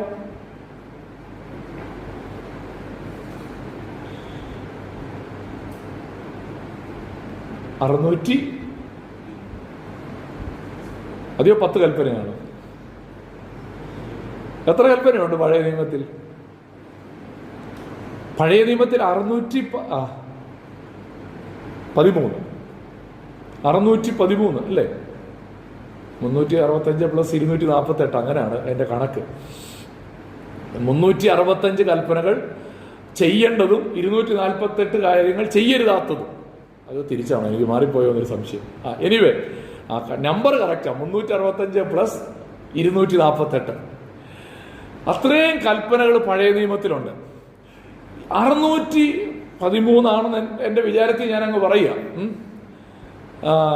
ഈ 613 കൽപ്പനകളിൽ നമ്മൾ പരമാവധി ശ്രമിക്കുക എന്ന് കരുതുക. നമ്മൾ ശ്രമിച്ചിട്ട് ഒരു 600 കൽപ്പന കറക്റ്റായിട്ട് ചെയ്തു. പക്ഷെ ഒരു 13 അങ്ങ് ഒത്തില്ല. ന്യായപ്രമാണം പറയുന്നതെന്നാ പറയാമോ? നീ ശപിക്കപ്പെട്ടവരാണ്. അയ്യോ, ഞാൻ 600 കൃത്യമായിട്ട് അനുസരിച്ചതല്ലേ, എന്നെ ശപിക്കല്ലേ എന്ന് പറഞ്ഞാൽ പറയും, അയ്യോ ഞങ്ങളുടെ നിയമം ഇങ്ങനെ. ന്യായപ്രമാണത്തിന്റെ കുഴപ്പം എന്താന്ന് ചോദിച്ചാൽ, ന്യായപ്രമാണം ആരെയും രക്ഷിക്കുന്നില്ല, ന്യായപ്രമാണം ശപിക്കുന്ന മാത്രമേ ഉള്ളൂ. ഞാൻ എപ്പോഴും ഹെൽമറ്റ് വെച്ചുകൊണ്ടേ ബൈക്ക് ഓടിക്കുള്ളൂ കേട്ടോ, പരമാവധി. എന്നാലും പെറ്റി അടച്ചിട്ടുണ്ട്. പുറകിൽ ആളെ കയറ്റി, ചിലപ്പോൾ ഹെൽമെറ്റ് ഇല്ലാത്ത ആളെ പുറകിൽ കയറ്റി പെറ്റി അടച്ചിട്ടുമുണ്ട്. അപ്പം ഞാൻ എപ്പോഴും ഈ ഹെൽമെറ്റ് വെച്ചുകൊണ്ടേ കൂടും. അപ്പം എൻ്റെ വിചാരം പോലീസുകാരൊക്കെ എൻ്റെ വലിയ അടുത്ത സ്നേഹിതരാണ്. കാരണം എന്നാ, ഞാൻ ഇത്രയും നന്നായിട്ട് നിയമം അനുസരിക്കുകയല്ലേ. ഇപ്പോഴത്തെ കാര്യമല്ല, ഈ നിയമം നിർബന്ധമാക്കിയ സമയത്താണ് ഞാൻ ബൈക്ക് മേടിച്ചത്. അപ്പോൾ എവിടെ പോയാലും ഹെൽമെറ്റ് വെച്ചേ കൂടും. അപ്പോൾ എൻ്റെ വിചാരം പോലീസുകാർക്കൊക്കെ എന്നെ കാണുമ്പോൾ വലിയ സ്നേഹമാണ്. ഓ, ഇവൻ നല്ല പയ്യനാണ്, ഇവൻ എവിടെ പോയാലും ഹെൽമെറ്റ് വെച്ചേ പോകുള്ളല്ലോ. പക്ഷേ എന്നെങ്കിലും ഒരു ദിവസം റോങ് സൈഡിൽ പാർക്ക് ചെയ്തിരിക്കുന്നത് കണ്ട ഇതേ പോലീസുകാരൻ, എന്നോട് വലിയ സ്നേഹമാണെന്ന് വിചാരിച്ച ഇതേ പോലീസുകാരൻ എനിക്ക് വന്ന് ടിക്കറ്റ് എഴുതി തരും. എവിടാണോ പാർക്ക് ചെയ്തിരിക്കുന്നത്? കാര്യം എന്നാണെന്നറിയാവോ? ഈ അനുസരിക്കുന്നവർക്ക് പ്രത്യേകിച്ച് അഭിനന്ദനം ഒന്നും നിയമത്തിലില്ല. ശിക്ഷയുണ്ട്, പക്ഷെ കൃത്യമായിട്ട് 613 600 അനുസരിച്ചിട്ട് 610 അനുസരിച്ച് 3 മാത്രമേ തെറ്റിച്ചിട്ടുള്ളെങ്കിലും ന്യായപ്രമാണം പറയുന്നു യു ആർ കേഴ്സ്ഡ്, നീ ശപിക്കപ്പെട്ടവനാണ്. അതുകൊണ്ടാണ് നിയമങ്ങൾ അനുസരിച്ച് നമുക്കാർക്കും ദൈവത്തെ പ്രസാദിപ്പിക്കുവാനായിട്ട് കഴിയാത്തത്. അത് തന്നെയാണ് ന്യായപ്രമാണം പറയുന്നത്. ആവർത്തന പുസ്തകം 27-26 പറയുന്നു, ഈ ന്യായപ്രമാണത്തിലെ വചനങ്ങൾ പ്രമാണമാക്കി അനുസരിച്ച് നടക്കാത്തവൻ ശപിക്കപ്പെട്ടവൻ. അതാണ് പ്രമാണം. 613 610 തെറ്റി അനുസരിച്ചിട്ട് 3 തെറ്റുമ്പോൾ ദയനീയമായൊരു ശാപത്തിലേക്ക് നിങ്ങൾ വീഴുകയാണ്. നിയമം എപ്പോഴും ഡിമാൻഡ് ചെയ്യുന്നത് പെർഫെക്റ്റ് ഒബീഡിയൻസ് ആണ്. Perfect obedience. എന്താ ഈ പെർഫെക്റ്റ് ഒബീഡിയൻസ് പറഞ്ഞാൽ? ഒരെണ്ണം തെറ്റിയാ എല്ലാം തെറ്റി. അതാണ് ഈ പെർഫെക്റ്റ് ഒബീഡിയൻസ്. ഒരെണ്ണം തെറ്റിയാൽ എല്ലാം തെറ്റി. യാക്കോബിന്റെ ലേഖനം 2:10 അത് പറയുന്നുണ്ട്. ഒരുത്തൻ ന്യായപ്രമാണം മുഴുവനും അനുസരിച്ച് നടന്നിട്ടും ഒന്നിൽ തെറ്റിയാൽ അവൻ സകലത്തിനും കുറ്റക്കാരൻ. ഒരെണ്ണ തെറ്റിയോട് പക്ഷെ അവൻ കുറ്റക്കാരൻ. ഒരു ദൈവദാസൻ അതിനെക്കുറിച്ച് പറഞ്ഞൊരു സ്റ്റേറ്റ്മെന്റ് ഇതാണ്: The law was never given as a ladder to climb to salvation, but as a mirror to show our sin and point us to Christ. ന്യായപ്രമാണം തന്നത് ഈ ഒരു കോണിയായിട്ടല്ല, രക്ഷയിലേക്ക് ചവിട്ടി കയറാനുള്ള ഒരു കോണിയായിട്ടല്ല ന്യായപ്രമാണം തന്നത്. പിന്നെ എന്തായിട്ടാണ്? ഒരു കണ്ണാടിയായിട്ടാണ് തന്നത്. കണ്ണാടിയുടെ പ്രത്യേകത എന്താ? കണ്ണാടി നമ്മുടെ അവസ്ഥയെ കാണിച്ചു തരും. നമ്മളതല്ലേ ഇടയ്ക്ക് ചോദിക്കുന്നത്, ഇവിടെ വല്ലപ്പോഴൊക്കെ പോയി കണ്ണാടി നോക്കുന്നു പറയില്ലേ? വലിയ സുന്ദരനാണെന്നാ ഭാവം. വല്ലപ്പോഴും ഒരിക്കൽ പോയി ഒന്ന് കണ്ണാടി നോക്കി. കാര്യം എന്നപ്പോ കണ്ണാടി നോക്കുമ്പോഴാണ് അയ്യോ എനിക്ക് ഇത്രയും ഭംഗിയുള്ളോ എന്ന് നമുക്കത് തിരിച്ചറിയുന്നത്. നമ്മുടെ പാപത്തെ തിരിച്ചറിയുന്ന, നമ്മുടെ പാപത്തെ നമുക്ക് ബോധ്യപ്പെടുത്തി തരുന്ന ഒരു കണ്ണാടി പോലെയാണ് ന്യായപ്രമാണം. അല്ലാതെ രക്ഷയിലേക്ക് ചവിട്ടി കയറുന്ന ഒരു കോണിയല്ല. നമ്മളിപ്പോ ഈ രക്ഷ പ്രാപിക്കുന്നത് ഒരു ചങ്ങല തൂങ്ങി കയറിയാണെന്ന് വിചാരിക്കുക. ഈ ചങ്ങലയുടെ ഒരു പ്രത്യേകത, ചങ്ങലയിൽ ഓരോ കണ്ണികൾ തമ്മിൽ ഇങ്ങനെ യോജിപ്പിച്ച് പോയേക്കുക അല്ലേ? 613 കണ്ണികളുള്ള ചങ്ങലയിൽ ഒരു കണ്ണി കുറച്ച് ബലം കുറഞ്ഞതാണെങ്കിലും ഈ ചങ്ങലയെ നമ്മൾ തൂങ്ങി കയറുമ്പോൾ പൊട്ടി താഴെ വീഴും. ഈ ന്യായപ്രമാണം അനുസരിച്ച് ഒരു വ്യക്തി രക്ഷിക്കപ്പെടാൻ ആഗ്രഹിച്ചാൽ ഉള്ള പ്രശ്നം എന്താണെന്ന് വെച്ചാൽ വീണ് നടുവൊടിയും. കാരണം ഏതെങ്കിലും ഒരു കണ്ണിയിൽ നമ്മൾ പരാജയപ്പെടും. ആ പ്രശ്നത്തെയാണ് ഇവിടെ പൗലോസ് അപ്പോസ്തലൻ ചൂണ്ടിക്കാണിക്കാൻ ശ്രമിക്കുന്നത്. നിങ്ങൾ എപ്പോഴെങ്കിലും ന്യായപ്രമാണത്താൽ നീതീകരിക്കപ്പെടാൻ ശ്രമിക്കുമ്പോൾ നിങ്ങൾ ഏതെങ്കിലും ഒരെണ്ണത്തിൽ തെറ്റിയാൽ മതി, നിങ്ങളുടെ രക്ഷ നഷ്ടപ്പെടും. അതുകൊണ്ട് ന്യായപ്രമാണത്തിന് കീഴിൽ നീതീകരിക്കപ്പെടുവാൻ ഇച്ഛിക്കുന്നവർ ശപിക്കപ്പെട്ടവരാണ് എന്നുള്ളതാണ് ഇവിടെ പറയാനായിട്ട് ശ്രമിക്കുന്നത്. ഗലാത്യ ലേഖനം 3-ാം അധ്യായം 11-ാമത്തെ വാക്യത്തിൽ 11-12 വാക്യങ്ങളിലേക്ക് വരുമ്പോൾ ഇങ്ങനെയാ പറയുന്നത്: എന്നാൽ ന്യായപ്രമാണത്താൽ ആരും ദൈവസന്നിധിയിൽ നീതീകരിക്കപ്പെടുന്നില്ല എന്നത് സ്പഷ്ടം. നീതിമാൻ വിശ്വാസത്താൽ ജീവിക്കും എന്നല്ലോ ഉള്ളത്. ഹബക്കൂക്ക് 2:4 ഉദ്ധരിച്ച് എഴുതിയിരിക്കുകയാണ്. അവിടെ വ്യക്തമായിട്ട് പറയുന്നൊരു കാര്യം, ന്യായപ്രമാണത്താൽ ആരും നീതീകരിക്കപ്പെടുന്നില്ല. എന്നിട്ട് 12-ാം വാക്യത്തിൽ പറഞ്ഞു, ന്യായപ്രമാണത്തിനോ വിശ്വാസമല്ല ആധാരമായിരിക്കുന്നത്, അത് ചെയ്യുന്നവൻ അതിനാൽ ജീവിക്കും എന്നുണ്ടല്ലോ. ലേവ്യ പുസ്തകം 18:5 നിന്ന് എഴുതിയിരിക്കുക. ഞാൻ ആ ഡബിൾ കൊട്ടേഷനിൽ വരുന്ന വാക്യങ്ങളൊക്കെ പഴയ നിയമത്തിലെ ഉദ്ധരണികളായതുകൊണ്ടാണ് ഞാൻ അവിടെ റെഫറൻസ് കൊടുത്തിരിക്കുന്നത്. അപ്പോൾ ന്യായപ്രമാണത്തിൻ്റെ ഒരു പ്രത്യേകത അത് വിശ്വസിക്കുക എന്നുള്ളതിനേക്കാൾ ഉപരി അത് ചെയ്യുക എന്നുള്ളതാണ്. പക്ഷേ പുതിയ നിയമത്തിൽ നമ്മൾ വ്യക്തമായി നമുക്ക് വരച്ചു കാണിച്ചു തരുന്ന ഒരു കാര്യം വിശ്വാസത്താലുള്ള നീതി എന്നുള്ളതാണ്. ഇന്ന് ഞാൻ ഒരു വീഡിയോ കണ്ടു. തിരുവനന്തപുരത്തുള്ള ഒരാൾ ഇട്ടിരിക്കുന്ന ഒരു വീഡിയോയാണ്. ഈ നാഷണൽ ഹൈവേ ഉണ്ടല്ലോ, പുതിയതായിട്ട് പണി കഴിപ്പിച്ച നാഷണൽ ഹൈവേയുടെ നടുക്ക് ഈ ബ്യൂട്ടിഫിക്കേഷൻ്റെ ഭാഗമായിട്ട് ചെറിയ ചെടികളും മരങ്ങളും ഒക്കെ നട്ടുപിടിപ്പിച്ചിട്ടുണ്ട്. അപ്പോൾ അതിൻ്റെ ഇടയ്ക്ക് ഒരു പോലീസുകാരൻ ഇങ്ങനെ ഇരിപ്പുണ്ട്, ഒളിച്ചിരിക്കുന്ന പോലെ ആയിരിക്കുന്നത്. അപ്പോൾ ആ വീഡിയോ എടുത്തിരിക്കുന്ന ആൾ അതിന് കമൻട്രി കൊടുത്തിരിക്കുകയാണ്. കമൻട്രി എന്നാണെന്നറിയാമോ? അയ്യോ, പുള്ളി തണൽ കൊള്ളാൻ വേണ്ടി കയറിയിരിക്കുന്നതല്ല. അപ്പോൾ പുള്ളി അവിടെ 2 സൈൻ ബോർഡ് കാണിച്ചു. ഒരു സ്ഥലത്ത് 80 കിലോമീറ്റർ, അടുത്ത സൈൻ ബോർഡ് 50 കിലോമീറ്റർ. അപ്പൊ 80 കഴിഞ്ഞ് ഇങ്ങ് പോരുന്നയാൾ ഈ 50 കണ്ടില്ലെങ്കിൽ അവന്റെ സ്പീഡ് എത്ര ആയിരിക്കും? 80 ആയിരിക്കും. ഇത് പിടിക്കാൻ വേണ്ടി ഒരു പോലീസുകാരൻ ഒളിച്ചിരിക്കുന്നതാണ്. എനിക്കത് ഇന്ന് ഈ ഭാഗം ധ്യാനിച്ചുകൊണ്ടിരുന്നപ്പോൾ എന്നെ ഇത് വളരെ സ്ട്രൈക്ക് ചെയ്തു. കാര്യം എന്നാ, ഈ പോലീസുകാരെപ്പോഴും വളവിലൊക്കെ വന്ന് നിൽക്കുക. എന്തിനാ വളവിൽ നിൽക്കണം? നേരെയുള്ള വഴിക്ക് നിൽക്കാത്ത എന്നാ? പരിച്ഛേദന ഇതാ, ന്യായപ്രമാണം ഇതാ ചെയ്യുന്നത്. നീ എവിടെയും വീഴുന്നുണ്ടോ ഇങ്ങനെ കാത്തു നിൽക്കുക പെറ്റിയടിപ്പിക്കാൻ. ഇതാണ് ന്യായപ്രമാണത്തിന്റെ പ്രശ്നം, ഒളിച്ചു നിൽക്കുക. ഞാന് പണ്ട് ഈ ഒരു 14 വർഷം മുമ്പത്തെ കാര്യം. അന്ന് ഈ എൻ്റെ ജിബിയുടെ ചേച്ചിയുടെ വീട് കൊല്ലത്താണ്, കുണ്ടറയിൽ. അപ്പോൾ ഇടയ്ക്ക് ചേട്ടനും ചേച്ചിയും ഒന്നും ഇവിടെ ഇല്ല, അവിടെ പപ്പയും മമ്മിയൊക്കെ തന്നെ ഉള്ളൂ. അപ്പോൾ ഞങ്ങൾ ഇടയ്ക്ക് അവരെയൊക്കെ ഒന്ന് കാണാൻ പോകും. അപ്പോൾ ഒരു ഇന്നോവയിൽ ഞങ്ങൾ പോകും. അപ്പം ഞാൻ ആ വണ്ടി ഓടിക്കുന്നു. അപ്പോൾ ഞാൻ അവിടെ നിന്ന് പോകുന്നു. കോട്ടയമൊക്കെ അന്ന് ഭയങ്കര ബ്ലോക്കാണ്. കോട്ടയമൊക്കെ കടന്ന് തിരുവല്ല വരെയൊക്കെ എഴഞ്ഞെഴഞ്ഞാണ് വണ്ടി പോയത്. എന്തായാലും അത് കഴിഞ്ഞ് അടൂർ ബൈപ്പാസ് ഒക്കെ ആയപ്പോഴേക്കും റോഡൊക്കെ നല്ല ഫ്രീ ആയി. പിന്നെ നമ്മൾ നല്ല സ്പീഡിൽ പോയി. ഒരു സ്ഥലത്ത് ചെന്ന് കഴിഞ്ഞപ്പോൾ പോലീസ് കൈ കാണിച്ചു. എന്നോട് ഞാൻ ഇറങ്ങി ചെന്ന വഴി ചോദിച്ചു, വണ്ടിയിൽ മന്ത്രി വല്ലതും ഉണ്ടോ എന്ന് ചോദിച്ചു. കാര്യം ഗ്ലാസ്സൊക്കെ കയറ്റിയിട്ട് വലിയ ബ്ലോക്കൊക്കെ കഴിഞ്ഞ് ചെന്ന് റോഡ് ഫ്രീ ആയതിൻ്റെ ആവേശത്തിൽ സ്പീഡോമീറ്ററിലേക്ക് നോക്കി നല്ല സ്പീഡിൽ പോയി പിടിച്ചു. എന്താ, അന്ന് 300 രൂപ ഫൈനുള്ളൂ കേട്ടോ. 300 രൂപ അടച്ചു, വഴക്കൊക്കെ പറഞ്ഞ് എന്നെ വിട്ടു.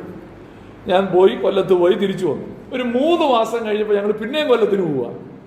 അപ്പോൾ അത്യാവശ്യം ഇതേ ഇന്നോവയിൽ തന്നെയാണ് പോകുന്നത്. അവിടെ എത്താറായപ്പോൾ എനിക്ക് ഈ പഴയ ഓർമ്മ വന്നു, ഇവിടെ പോലീസുകാരുണ്ടല്ലോ. അപ്പോൾ അന്നത്തെ സ്പീഡ് ലിമിറ്റ് 70 അപ്പോൾ പോലീസ് ഉണ്ടാവാൻ സാധ്യതയുണ്ട്. അതുകൊണ്ട് വളരെ പതുക്കെ പോകണമെന്ന് ഓർത്ത് ഞാൻ സ്പീഡൊക്കെ കുറച്ചു. പക്ഷെ അന്നും കൈ കാണിച്ചു കഴിഞ്ഞപ്പോൾ എന്നോട് വെറ്റി അടിക്കണമെന്ന് പറഞ്ഞു. ഞാൻ പറഞ്ഞു, സാറേ പതുക്കിയാണല്ലോ വന്നേ. എടോ, തനിക്ക് 73 ഉണ്ടായിരുന്നു. ഞാൻ കുറച്ച് കൊണ്ടുവന്നതാ അതിൻ്റെ അടുത്ത് എത്താറായപ്പോഴേക്കും. പക്ഷേ അവർ കിലോമീറ്ററുകൾ ദൂരെ നിന്ന് സ്പീഡ് പിടിക്കുമല്ലോ. അവർ കുറഞ്ഞ 73 ഉള്ളപ്പോൾ അവർ പിടിച്ചു. ഞാൻ പറഞ്ഞതിൻ്റെ കാര്യം നമ്മളെ എത്ര ശ്രദ്ധിക്കുന്നു എന്നതിലല്ല, എവിടെയെങ്കിലും ഒരിക്കൽ തെറ്റിയാൽ അവിടെയാണ് ന്യായപ്രമാണത്തിൻ്റെ പരാജയം സംഭവിക്കുന്നത്. പ്രിയപ്പെട്ട ദൈവമക്കളെ, നമ്മുടെയൊക്കെ ജീവിതത്തിൽ ഇതേ കാര്യം നമ്മുടെ പരിശ്രമം കൊണ്ട് നമ്മൾ രക്ഷപ്പെടാമെന്ന് വിചാരിച്ചാൽ അതൊരു പരാജയമായിരിക്കും. പൗലോസ് അപ്പോസ്തലൻ പറയുകയാണ്, പരിച്ഛേദനയാൽ ന്യായപ്രമാണത്താൽ നിങ്ങൾക്ക് ശാപമേ കിട്ടൂ, നീതീകരണം കിട്ടുകയില്ല. The Lord demanded perfect compliance, whereas faith simply trusts God to deliver what He has promised. പരിച്ഛേദന, ന്യായപ്രമാണം അതെപ്പോഴും ഡിമാൻഡ് ചെയ്യുന്നത് 100% അനുസരണമാണ്, നോട്ട് 99.99. സോപ്പിന്റെ ഒക്കെ പരസ്യത്തിൽ കാണിക്കുന്ന കണ്ടിട്ടില്ലേ, 99.99 കീടാണുക്കളെ പോകും. പക്ഷെ ഒരു 0.1 കീടാണു അവിടെ ഉണ്ടാകും. പക്ഷേ ന്യായപ്രമാണത്തിന്റെ മുമ്പിൽ അത് പ്രശ്നമാണ്. ശപിക്കപ്പെട്ടവൻ. എന്നാൽ വിശ്വാസത്താലുള്ള നീതിയോ ദൈവിക വാഗ്ദത്തത്തിൽ മുറുകെ പിടിക്കുകയാണ്. ഇനി ആ ന്യായപ്രമാണത്താൽ ശാപമാണെന്ന് പറയുമ്പോൾ 3 കാര്യങ്ങൾ അതോടുള്ള ബന്ധത്തിൽ നമുക്ക് പറയാം. ഇപ്പൊ പറഞ്ഞ അതേ കാര്യം ഞാൻ ഒന്ന് ഹൈലൈറ്റ് ചെയ്യുന്നെന്ന് മാത്രമേ ഉള്ളൂ. 10ാമത്തെ വാക്യം പറയുന്നു, those who rely on the law are cursed. കാരണം ന്യായപ്രമാണത്തിൽ ആശ്രയിക്കുന്ന ഏവന് ശപിക്കപ്പെട്ടവർ. അതിന് 1ാമത്തെ കാരണം പെർഫെക്റ്റ് ആയിട്ട് അനുസരിച്ചില്ലെങ്കിൽ അത് ശാപമാണ്. പറഞ്ഞ കാര്യം തന്നെയാണ്, ഒന്നുകൂടെ ഹൈലൈറ്റ് ചെയ്യുന്നേ ഉള്ളൂ. 2, because justification is by faith not by the law. നീതീകരിക്കാൻ വേണ്ടി അല്ല ന്യായപ്രമാണം വെച്ചിരിക്കുന്നത്, വിശ്വാസത്താൽ മാത്രമേ എന്തോ ഉള്ളൂ, നീതീകരണമുള്ളൂ. 3, because the law and faith are incompatible. ചിലരുടെ പരിപാടിയാണ് ഇത് രണ്ടും കൂടെ മിക്സിങ്, ഇത് രണ്ടും കൂടെ അങ്ങ് കൊണ്ടുപോയാലോ നടക്കൂല. ബൈബിളിൽ ഇങ്ങനത്തെ ചില കോൺട്രഡിക്ഷൻസ് ഉണ്ട്. ലോകസ്നേഹം ദൈവത്തോടുള്ള ശത്രുത്വമാകുന്നു. ലോകത്തോടുള്ള സ്നേഹം ദൈവത്തോടുള്ള ശത്രുത്വമാണ്. നമ്മുടെയൊക്കെ ആഗ്രഹം എന്നാ? ദൈവത്തെയും സ്നേഹിക്കണം, ലോകത്തെയും പറ്റില്ല. റോമാലേഖനം 8-ാം അധ്യായത്തിൽ പറഞ്ഞൊരു കാര്യമുണ്ട്, ജഡത്തിന്റെ ചിന്തയും ആത്മാവിന്റെ ചിന്തയും. ജഡത്തിന്റെ ചിന്ത മരണം, ആത്മാവിന്റെ ചിന്തയോ നിത്യജീവൻ. ഇത് രണ്ടും കൂടെ കൊണ്ടുപോകാൻ പറ്റുമോ? ഇല്ല. എന്നതുപോലെ ഇവിടെ നമ്മൾ ഓർക്കണം, ഒന്നുകിൽ ന്യായപ്രമാണം അല്ലെങ്കിൽ വിശ്വാസത്താൽ. ഇത് രണ്ടും കൂടെ ഒരു കാരണവശാലും സാധ്യമല്ല എന്നാണ് പൗലോസ് അപ്പോസ്തലൻ ഇവിടെ നമ്മെ ഓർമ്മിപ്പിക്കുന്നത്. ഇനി 3ാമത്തെ വാദത്തിലേക്ക് വേഗത്തിൽ കടക്കാം. 3ാമത്തെ വാദം എന്താണെന്ന് ചോദിച്ചാൽ, ന്യായപ്രമാണത്തിന്റെ ശാപത്തെ ക്രിസ്തുവിന് മാത്രമേ നീക്കാൻ കഴിയൂ. ഇതാണ് 3ാമത്തെ വാദം. ശാപം ഉണ്ടെന്നുള്ളത് ഉറപ്പായി. ഇനി ശാപം എങ്ങനെ മാറും? ന്യായപ്രമാണം അനുസരിച്ച് ശാപം മാറില്ല. കാരണം ഒന്നിൽ തെറ്റി, അല്ലെങ്കിൽ 3 തെറ്റി 610 അനുസരിച്ചത് കൊണ്ട് 3 ശാപം മാറില്ല. ശാപം മാറാനുള്ള ഒരേ ഒരു മാർഗം എന്താണെന്നറിയാമോ? ക്രൈസ്റ്റ്, ക്രിസ്തുവിലുള്ള വിശ്വാസം. അതാണ് ഇവിടെ ഹൈലൈറ്റ് ചെയ്യാനായിട്ട് ശ്രമിക്കുന്നത്. നോക്കിയാട്ടെ 13-14 വാക്യങ്ങൾ. മരത്തിന്മേൽ തൂങ്ങുന്നവനെല്ലാം ശപിക്കപ്പെട്ടവനെന്ന് എഴുതിയിരിക്കുന്നത് പോലെ ക്രിസ്തു നമുക്ക് വേണ്ടി ശാപമായി തീർന്നു, ന്യായപ്രമാണത്തിന്റെ ശാപത്തിൽ നിന്ന് നമ്മെ വിലയ്ക്കു വാങ്ങി. അബ്രഹാമിന്റെ അനുഗ്രഹം ക്രിസ്തുവേശുവിൽ ജാതികൾക്ക് വരേണ്ടതിന് നാം ആത്മാവെന്ന വാഗ്ദത്ത വിഷയം വിശ്വാസത്താൽ പ്രാപിപ്പാൻ തന്നെ. ഇവിടെ ക്രിസ്തു നമ്മുടെ ശാപത്തെ ഏറ്റെടുത്തു എന്നുള്ള വിഷയമാണ് അവതരിപ്പിക്കുന്നത്. മരത്തിന്മേൽ തൂങ്ങുക, നമ്മളാണെങ്കിൽ ഇന്ന് അതിനെ കുരിശിന്മേൽ തൂങ്ങുക എന്നാണ് വായിക്കുക, അല്ലേ? മരത്തിന്മേൽ തൂങ്ങുന്നവരല്ല. അത് പഴയ നിയമത്തിന്റെ പ്രമാണത്തെ പൗലോസ് കോട്ട് ചെയ്തേ ഉള്ളൂ. ആവർത്തന പുസ്തകത്തിൽ നിന്ന് എടുത്ത് എഴുതിയിരിക്കുക. ക്രിസ്തു നമുക്ക് വേണ്ടി ശാപമായി തീർന്നു. ഇതാണ് അവിടുത്തെ പ്രധാനപ്പെട്ട കാര്യം. ക്രിസ്തു നമുക്ക് വേണ്ടി ശാപമായി തീർന്നു എന്ന് പറഞ്ഞാൽ അതിന്റെ അർത്ഥം എന്താ? നാം നമ്മുടെ മേൽ വരേണ്ട ശാപത്തെ ആര് ചുമന്നു? ക്രിസ്തു ചുമന്നു. അതാണ് അവിടുത്തെ ആശയം. അതല്ലാതെ നമുക്ക് തന്നേച്ച് പിന്നെ അത് ഏറ്റെടുത്തു എന്നല്ല നിലയിലല്ല. നമ്മളിലേക്ക് വരേണ്ട ശാപത്തെ ആരേറ്റെടുത്തു കഴിഞ്ഞു? ക്രിസ്തു. ഇതെല്ലാം ബൈ ഫെയ്ത്ത് ആണ് എന്ന് എഴുതിയിരിക്കുന്ന പോലെ ക്രിസ്തു നമുക്ക് വേണ്ടി ശാപമായി തീർന്നു. ന്യായപ്രമാണത്തിന്റെ ശാപത്തിൽ നിന്ന് നമ്മെ വിലയ്ക്കു വാങ്ങി. ഇവിടെയാണ് നാം മനസ്സിലാക്കുന്നത്. ഇവിടെ ഒരു പ്രധാനപ്പെട്ട കാര്യം എന്നാന്ന് ചോദിച്ചാൽ, ഈ വിശ്വാസത്താൽ നീതീകരിക്കപ്പെട്ടിട്ട് പിന്നെ കുറ്റബോധം കൊണ്ട് ജീവിക്കേണ്ട ആവശ്യമില്ല. ഈ കുറ്റബോധം ഇത് പിശാചിന്റെ തന്ത്രമാണ്. ഈ കുറ്റബോധം ഇല്ലാത്ത കുറ്റബോധം ഉണ്ടാക്കും. പാപബോധമല്ല പിശാച് ഉണ്ടാക്കുക കേട്ടോ. പിശാച് ഒരിക്കലും നമുക്ക് പാപബോധം ഉണ്ടാക്കില്ല. അതെപ്പോഴും ദൈവാത്മാവാ ചെയ്യുന്നത്. പക്ഷെ ഈ കുറ്റബോധം ഉണ്ടാക്കും. Guilt feeling. എന്താ ഈ ഗിൽറ്റ് ഫീലിംഗ്? വേണ്ടായിരുന്നു. ഇതെപ്പോഴും തോന്നിപ്പിക്കുന്നത് പിശാച. പക്ഷെ ദൈവാത്മാവ് എന്ത് ചെയ്യുന്നറിയോ? പാപത്തെക്കുറിച്ച് ബോധ്യം വരുത്തിയിട്ട് അത് ഏറ്റുപറയാനായിട്ട് പ്രേരിപ്പിക്കും. പിശാച് ചെയ്യുന്ന കുറ്റബോധം നൽകിയിട്ട് പറയും, നീ ശരിക്കും രക്ഷിക്കപ്പെട്ടിട്ടില്ല, അതുകൊണ്ടാ പിന്നെ നീ ഇങ്ങനെയൊക്കെ ചെയ്യുന്നത്. പ്രശ്നമല്ല, ഞാൻ വിശ്വസിച്ചു, ദൈവം എന്നെ നീതീകരിച്ചു, പക്ഷെ പിശാച് എന്നോട് പറയാ നീ ശരിക്കും നീതീകരിക്കപ്പെട്ടതല്ല. അപ്പൊ പിന്നെ നമ്മൾ എന്തോ ചെയ്യണം? വിശ്വസിച്ചിട്ടും ശരിയായില്ലല്ലോ, അപ്പൊ പിന്നെ പരിച്ഛേദന കൂടെ, ഒരു സൽപ്രവൃത്തി കൂടെ, ഒരു ആചാരം കൂടെ, ഒരനുഷ്ഠാനം കൂടെ അങ്ങ് കൂട്ടിച്ചേർക്കാൻ ശ്രമിക്കും. ഇവിടെയാണ് നമ്മൾ പരാജയപ്പെടുന്നത്. ഇവിടെയാണ് പിശാച് വിജയിക്കുന്നത്. കുറ്റബോധം തന്ന് അവൻ വിജയിക്കും. പാപബോധം തന്ന് ദൈവം നമ്മെ ജയിപ്പിക്കും.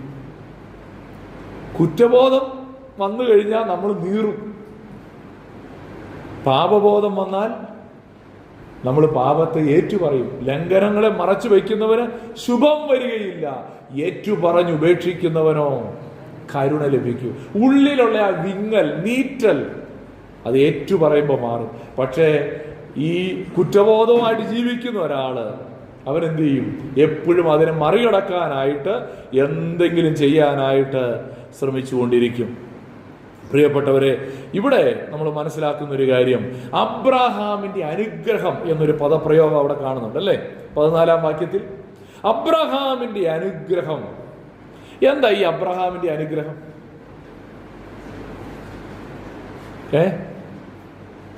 അബ്രഹാമിന്റെ അനുഗ്രഹം, 2 അനുഗ്രഹങ്ങളാണ് ഇവിടെ പറയുന്നത്. ആ 14-ാം വാക്യത്തിൽ തന്നെ അത് കാണുന്നുണ്ട്. അബ്രഹാമിന്റെ അനുഗ്രഹം ക്രിസ്തുയേശുവിൽ ജാതികൾക്ക് വരേണ്ടതിന് നാം ആത്മാവെന്ന വാഗ്ദത്ത വിഷയം വിശ്വാസത്താൽ പ്രാപിപ്പാൻ തന്നെ. 2 അനുഗ്രഹങ്ങളാണ് ഇവിടുത്തെ വിഷയം.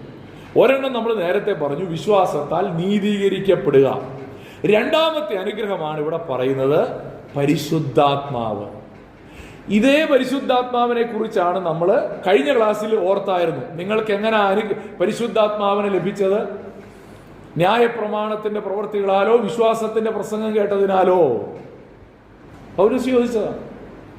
ആ അനുഗ്രഹം എങ്ങനെ കിട്ടിയെന്ന് പിന്നെയും ഇവിടെ ഒരിക്കൽ കൂടെ ചൂണ്ടിക്കാണിക്കുകയാണ്. Not by your works, not by your rituals, but by faith. വിശ്വാസത്താലാണ് ഈ അനുഗ്രഹം പ്രാപിക്കുവാനായിട്ട് കഴിയുന്നത്. എന്നെ കേൾക്കുന്ന പ്രിയപ്പെട്ടവരെ, the cross is the great exchange, our curse for his blessing. Calvary ക്രൂശിൽ നമുക്ക് കാണാൻ കഴിയുന്ന ഏറ്റവും വലിയൊരു കാര്യം ഒരു വലിയ എക്സ്ചേഞ്ച് ആണ്. എക്സ്ചേഞ്ച്, ഒരു എക്സ്ചേഞ്ച് ഓഫറാണ് കാൽവരി ക്രൂശ് അല്ലേ? നമ്മുടെ പഴയ കുക്കർ കൊണ്ടുപോയി കൊടുത്തയച്ച് നല്ല തിളങ്ങുന്ന പുതിയ കുക്കർ നമ്മൾ മേടിച്ചുകൊണ്ട് വരുന്ന പോലെ ആണോ? നമ്മുടെ ശാപം മുഴുവൻ നമ്മുടെ കർത്താവ് ഏറ്റെടുത്തിട്ട് അവന്റെ നീതി നമ്മുടെ മേൽ കണക്കിടുകയാണ്. നമ്മുടെ ആ കുക്കർ ഒന്നിനും കൊള്ളില്ല അല്ലേ? കരി പിടിച്ചതാ, എവിടോ വീണ് ചളുങ്ങിയതാ. പക്ഷെ അതാ കൊടുത്തത്. നമുക്ക് കൊടുക്കാൻ അതേ ഉള്ളൂ. നമ്മൾ കൊടുക്കുന്നത് നമ്മുടെ ശാപവും നമ്മുടെ പാപവുമാണ്. നമ്മുടെ സൽപ്രവൃത്തിയല്ല, നമ്മുടെ ആചാരങ്ങളല്ല, നമ്മുടെ അനുഷ്ഠാനങ്ങളല്ല.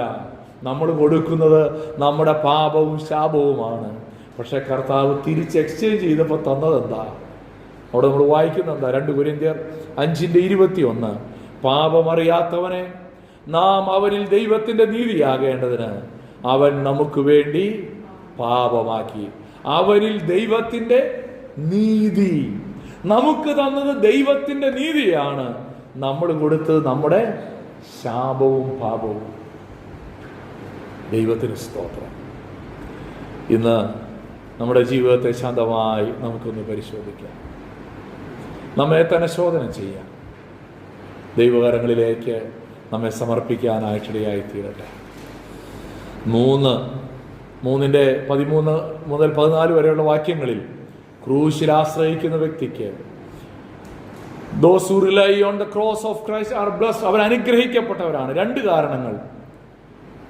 ന്യായപ്രമാണത്തിന്റെ താൽ ശപിക്കപ്പെട്ടതിന് 3 കാരണം പറഞ്ഞു.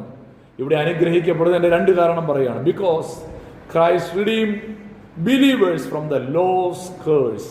ന്യായപ്രമാണത്തിന്റെ ശാപത്തിൽ നിന്ന് ക്രിസ്തു നമ്മെ സ്വതന്ത്രരാക്കി.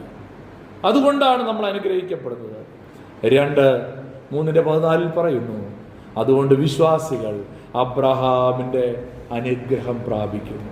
നമ്മൾ പ്രാപിക്കുന്നത് ശാപമല്ല, നമ്മൾ പ്രാപിക്കുന്നത് അനുഗ്രഹത്തെ പ്രാപിക്കുകയാണ്. കൺക്ലൂഡ് ചെയ്യാനായിട്ട് താല്പര്യപ്പെടുകയാണ്. ഇന്ന് നമ്മൾ ചില തിയോളജിക്കൽ തീമുകളിലൂടെയൊക്കെ പോയി. ഞാനതൊന്ന് മെൻഷൻ ചെയ്ത് അങ്ങ് അവസാനിപ്പിക്കാം. പ്രാക്ടിക്കലായ 4 കാര്യവും പറഞ്ഞ് അവസാനിപ്പിച്ചോളാം. ഇന്ന് നമ്മൾ ദൈവശാസ്ത്രം, ഞാൻ പറഞ്ഞല്ലോ 3ഉം 4ഉം അധ്യായം തിയോളജിയാണ്. അപ്പോൾ ആ ദൈവശാസ്ത്ര സംബന്ധമായ 4 വിഷയങ്ങൾ നമ്മൾ ഇന്ന് ശ്രദ്ധിച്ചു. ഒന്ന്, ജസ്റ്റിഫിക്കേഷൻ ബൈ ഫെയ്ത്ത് അലോൺ, വിശ്വാസത്താൽ മാത്രമാണ് നീതീകരണം. Not by law, not by rituals, not by good works. Okay, അത് ഇന്ന് നമ്മൾ ചിന്തിച്ച ഒരു വിഷയം അതാണ്. 2, സുവിശേഷത്തിന്റെ സാർവത്രികത. ആദ്യം എനിക്ക് ആ വാക്ക് കിട്ടിയില്ല. സുവിശേഷത്തിന്റെ സാർവത്രികത. എല്ലാ മനുഷ്യരും, അവിടെ അബ്രഹാമിന്റെ സന്തതിയിൽ ഇസ്രായേൽക്കാർക്ക് മാത്രമല്ല ഈ സുവിശേഷം ഉള്ളത്, സകല ജാതികളും നിന്നാൽ അനുഗ്രഹിക്കപ്പെടുമെന്നുള്ള സുവിശേഷം. അപ്പൊ സുവിശേഷത്തിന്റെ സാർവത്രിക പ്രസക്തിയെ കുറിച്ചാണ് നമുക്ക് അവിടെ കാണുവാനായിട്ട് കഴിയും. അവിടെ യഹൂദനെന്നും യവനനെന്നും വ്യത്യാസമില്ല, ജാതികളെന്നോ ദൈവജനമെന്നോ വ്യത്യാസമില്ല. എല്ലാവർക്കും ഒരുപോലെ ഈ രക്ഷ സാധ്യമാണ്. 3ാമത്തെ തീം എന്ന് പറയുന്നത് ന്യായപ്രമാണത്തിന്റെ ഉദ്ദേശം എന്താണെന്നുള്ളതാണ്. The purpose of the law. ന്യായപ്രമാണം നമുക്ക് തന്നത് ക്രിസ്തുവിലേക്ക് നമ്മെ നയിക്കാൻ വേണ്ടിയാണ്, പാപത്തെക്കുറിച്ച് നമുക്ക് ബോധ്യം തരാൻ വേണ്ടിയാണ്, അല്ലാതെ നമ്മെ രക്ഷിക്കുന്നത് ന്യായപ്രമാണത്താലല്ല എന്നുള്ളത് നമ്മൾ ഇന്നത്തെ പഠനത്തിൽ മനസ്സിലാക്കാൻ കഴിഞ്ഞു. 4ാമത് നമ്മൾ പഠിച്ചത് ക്രിസ്തുവിൻ്റെ പ്രായശ്ചിത്തയാഗം, സബ്സ്റ്റിറ്റ്യൂഷണറി അറ്റോൺമെന്റ്, വികാരിയസ് ഡെത്ത് എന്നാ പറയുക. വികാരി എന്ന് പറയുന്ന വാക്ക് വൈകാരിയസ് എന്നുള്ള വാക്കിൽ നിന്നാണ് ഉണ്ടായത്. വികാരി, സബ്സ്റ്റിറ്റ്യൂട്ട് എന്നാ അതിന്റെ അർത്ഥം. സബ്സ്റ്റിറ്റ്യൂട്ട്, ക്രിസ്തുവിന്റെ ഒരു സബ്സ്റ്റിറ്റ്യൂട്ട് ആയിട്ട് ജനത്തെ നടത്തുക എന്നുള്ളതാണ് വികാരി എന്നുള്ള വാക്ക്. ആ മലയാളം വാക്ക് വന്നതിന്റെ പുറകിലുള്ള ഒരു കോണ്ടെക്സ്റ്റ് അതാണ്. ക്രിസ്തു നമ്മുടെ പകരക്കാരൻ. എന്റെ ശാപത്തെ അവൻ ചുമന്നെടുത്തിട്ട് അവന്റെ നീതിയെ എന്റെ മേൽ വെച്ച് തന്നു. അവൻ എൻ്റെ സബ്സ്റ്റിറ്റ്യൂട്ടാണ്. Christ substitutionary atonement. പ്രിയപ്പെട്ടവരെ, നമ്മളിതൊക്കെ പഠിച്ച് നരകത്തിൽ പോവും. ഞാൻ ചോദിക്കുന്നു, ഇത്രയും ആഴമേറിയ ദൈവവചനമൊക്കെ പഠിച്ചിട്ട് നാം നമ്മിൽ തന്നെ ആശ്രയിച്ചും നമ്മുടെ ആചാരങ്ങളിലും അനുഷ്ഠാനങ്ങളിലും ആശ്രയിച്ചും നമ്മൾ ജീവിച്ചാൽ ക്രിസ്തു നമുക്ക് വേണ്ടി മരിച്ചതുകൊണ്ട് എന്ത് ഫലം? ക്രിസ്തു നമുക്ക് വേണ്ടി മരിച്ചെങ്കിൽ stand firm on our faith. ഇനി അതും കൂടെ വേണം, ഇതും കൂടെ വേണം എന്ന് ആരും തെറ്റിദ്ധരിക്കരുത്. ക്രൈസ്റ്റ്, ക്രിസ്തുവിലൂടെ മാത്രമാണ് നമ്മുടെ രക്ഷ. പ്രാക്ടിക്കൽ ആപ്ലിക്കേഷൻസ് 4 കാര്യം ഞാൻ ജസ്റ്റ് ഒരു ചോദ്യമായിട്ട് ഇടുന്നേ ഉള്ളൂ, നിങ്ങളെ ചിന്തിക്കാൻ വേണ്ടി മാത്രം. Faith over performance. ഇന്ന് അനേക വിശ്വാസികളും വീണ് കിടക്കുന്ന ഒരു സ്ഥലം ഏതാന്ന് ചോദിച്ചാൽ, വിശ്വാസത്തിന് മുകളിലാണ് നമ്മുടെ പെർഫോമൻസിന്റെ പ്രാധാന്യം. നമ്മൾ കൈയടിക്കുന്നതിന്റെ ശക്തി, നമ്മളാരും പരിച്ഛേദനയൊന്നും ഏറ്റു നീതീകരിക്കപ്പെടാൻ ശ്രമിക്കുമെന്ന് എനിക്ക് തോന്നുന്നില്ല. പക്ഷെ നമ്മൾ നമ്മുടേതായ വേറെ ചില സാധനങ്ങൾ ഡെവലപ്പ് ചെയ്തെടുത്തിട്ടുണ്ട്. നമ്മൾ കൈയടിക്കുന്നതിന്റെ ശക്തിയിലോ ശാന്തമായി ഇരിക്കുന്നതിന്റെ ഇതിലോ അല്ല, കൈയടിക്കുന്നതിലും അല്ല, ശാന്തതയിലും അല്ല. ബൈ ഫെയ്ത്ത്, വിശ്വാസമാണ് ഫസ്റ്റ് പ്രയോറിറ്റി. നമ്മുടെ പെർഫോമൻസിന് മുകളിൽ വിശ്വാസത്തിന് പ്രാധാന്യം കൊടുക്കും. എന്ന് പറഞ്ഞാൽ നമ്മുടെ പരിശ്രമം കൊണ്ട് ദൈവത്തിന്റെ പ്രീതി സമ്പാദിക്കാൻ ഒരിക്കലും ശ്രമിക്കരുത്. നമ്മുടെ പരിശ്രമം കൊണ്ട് നേടിയെടുക്കാൻ, നമ്മുടെ പരിശ്രമം നമ്മൾ കുറച്ച് കഷ്ടപ്പെടുന്നത് കാണുമ്പോൾ അതിൽ പ്രസാദിക്കുന്ന ഒരു നാർസിസ്റ്റ് ആയ ഒരു ദൈവമല്ല നമ്മുടെ ദൈവം. നമ്മൾ മനസ്സിലാക്കണം. ഞാൻ പണ്ടൊരിക്കൽ ഇവിടെ പറഞ്ഞിട്ടുണ്ടോന്ന് അറിയില്ല, ഒരു മെഴുകുതിരി ഇങ്ങനെ പിടിച്ചുകൊണ്ട് നിൽക്കുക. വലിയ മെഴുകുതിരിയാ കേട്ടോ, വലിയ മെഴുകുതിരിയാ. അതിങ്ങനെ പിടിച്ചുകൊണ്ട് നിൽക്കുക. കാര്യം ആ മെഴുക് മുഴുവൻ ഉരുകി എൻ്റെ കയ്യിലേക്ക് വീണ്, ഇങ്ങനെ മെഴുകുതിരിയുടെ അത്രയും വലിപ്പത്തിൽ കയ്യിൽ ഇങ്ങനെ ആ മെഴുകുതിരി വീണ് ഉറച്ച് ഇങ്ങനെ നിൽക്കുക. എൻ്റെ വിചാരം എന്നാ, കർത്താവ് ഇത് കാണുമ്പോൾ എൻ്റെ ഭക്തി കണ്ടിട്ട് എന്നിൽ പ്രസാദിക്കും. എൻ്റെ പെർഫോമൻസ് ഒന്നുമില്ല, ഒന്നും സംഭവിക്കാൻ പോകുന്നില്ല. ഫെയ്ത്ത്, വിശ്വാസമാണ്. വിശ്വാസം കൂടാതെ നമുക്ക് ദൈവത്തെ പ്രസാദിപ്പിക്കുവാൻ കഴിയുകയില്ല. രണ്ടാമതായി നമ്മളവിടെ കണ്ടത് നമ്മളോടുള്ളൊരു ചോദ്യം, നമ്മുടെ ക്രിസ്ത്യൻ ഐഡന്റിറ്റി എവിടെയാണ്? നമ്മുടെ ക്രിസ്ത്യൻ ഐഡന്റിറ്റി വിശ്വാസത്തിന്റെ അടിസ്ഥാനത്തിലാണോ, അതോ നമ്മുടെ എന്തെങ്കിലും ആചാരങ്ങളുടെ അടിസ്ഥാനത്തിലാണോ? ഈ ഐഡന്റിറ്റി എന്ന് പറഞ്ഞാൽ നമുക്കറിയാമല്ലോ അല്ലേ, നമുക്ക് എല്ലാ ഐഡന്റിറ്റി കാർഡുണ്ട്. നമുക്ക് എല്ലാവർക്കും കുറെ പേഴ്സണൽ ഐഡന്റിറ്റീസ് ഉണ്ട്. ഏതൊക്കെയാ പേഴ്സണൽ ഐഡന്റിറ്റീസ്? നമ്മുടെ പേര്, Aadhaar card, A black mall on my left cheek, A black mall on my left cheek എന്ന് പറഞ്ഞാൽ അത് എൻ്റെ ഒരു പേഴ്സണൽ ഐഡന്റിറ്റിയാണ്. ഒരു സോഷ്യൽ ഐഡന്റിറ്റി ഉണ്ട്. ഏതാണ്? ഐ ആം ആൻ ഇന്ത്യൻ, ഞാനൊരു ഇന്ത്യക്കാരനാണെന്നുള്ളത് എൻ്റെ സോഷ്യൽ ഐഡന്റിറ്റിയാണ്. ഞാനൊരു ക്രിസ്ത്യാനിയാണെന്നുള്ളത് എൻ്റെ ഒരു സോഷ്യൽ ഐഡന്റിറ്റിയാണ്. പക്ഷെ ഒരു ചോദ്യം, വാട്ട്സ് യുവർ സ്പിരിച്വൽ ഐഡന്റിറ്റി? നമ്മുടെ ആത്മീയമായി നമ്മളെ എങ്ങനെയാ തിരിച്ചറിയുന്നത്? ഞാൻ ക്രിസ്തുവിൽ ദൈവ പൈതലാണ് എന്നുള്ളതാണോ? ഞാൻ ക്രിസ്തുവിൽ വിശ്വസിക്കുന്നു എന്നുള്ളതാണോ? അതോ ഞാൻ ഇപ്പോഴും ദൈവത്തെ പ്രസാദിപ്പിക്കാമോ എന്ന് വെച്ച് ഞാൻ എന്തെങ്കിലുമൊക്കെ ചെയ്തുകൊണ്ടിരിക്കുകയാണോ? മൂന്നാമത്തെ കാര്യം, freedom from guilt. We must have this assurance. എന്തായിരിക്കണം ഉറപ്പ്? ഇപ്പോൾ ക്രിസ്തുവേശുവിലുള്ളവർക്ക് ഒരു ശിക്ഷാവിധിയില്ല. അതുകൊണ്ട് ഇനി ഞാൻ ചെയ്ത എന്തെങ്കിലും ഒരു കാര്യം ഓർത്ത് ഇനി നീറേണ്ട ആവശ്യമില്ല. കാരണം ക്രിസ്തുവിൽ ഉള്ള വിശ്വാസത്താൽ എൻ്റെ പാപത്തിന് പരിഹാരം വന്നു കഴിഞ്ഞു. നമ്മൾ കർത്താവിന് വിശ്വസിച്ച് കഴിഞ്ഞിട്ട് പിന്നെ പഴയ കാര്യമൊക്കെ ഓർത്ത് അത് ക്ഷമിച്ച് കാണൂ. പണ്ട് ഒരു സ്ഥലത്ത് ഒരച്ഛൻ പുതിയതായിട്ടൊരു പള്ളിയിൽ വികാരിയായിട്ട് വന്നു. അപ്പോൾ വികാരിയായി വന്നു കഴിഞ്ഞപ്പോൾ ആ ഇടവകയിൽ ഈ ദർശനമൊക്കെ കാണുന്ന ഒരു സഹോദരി ഉണ്ടായിരുന്നു. അപ്പോൾ നല്ല ദൈവിക ദർശനമൊക്കെ ഉള്ളൊരു സഹോദരിയാണ്.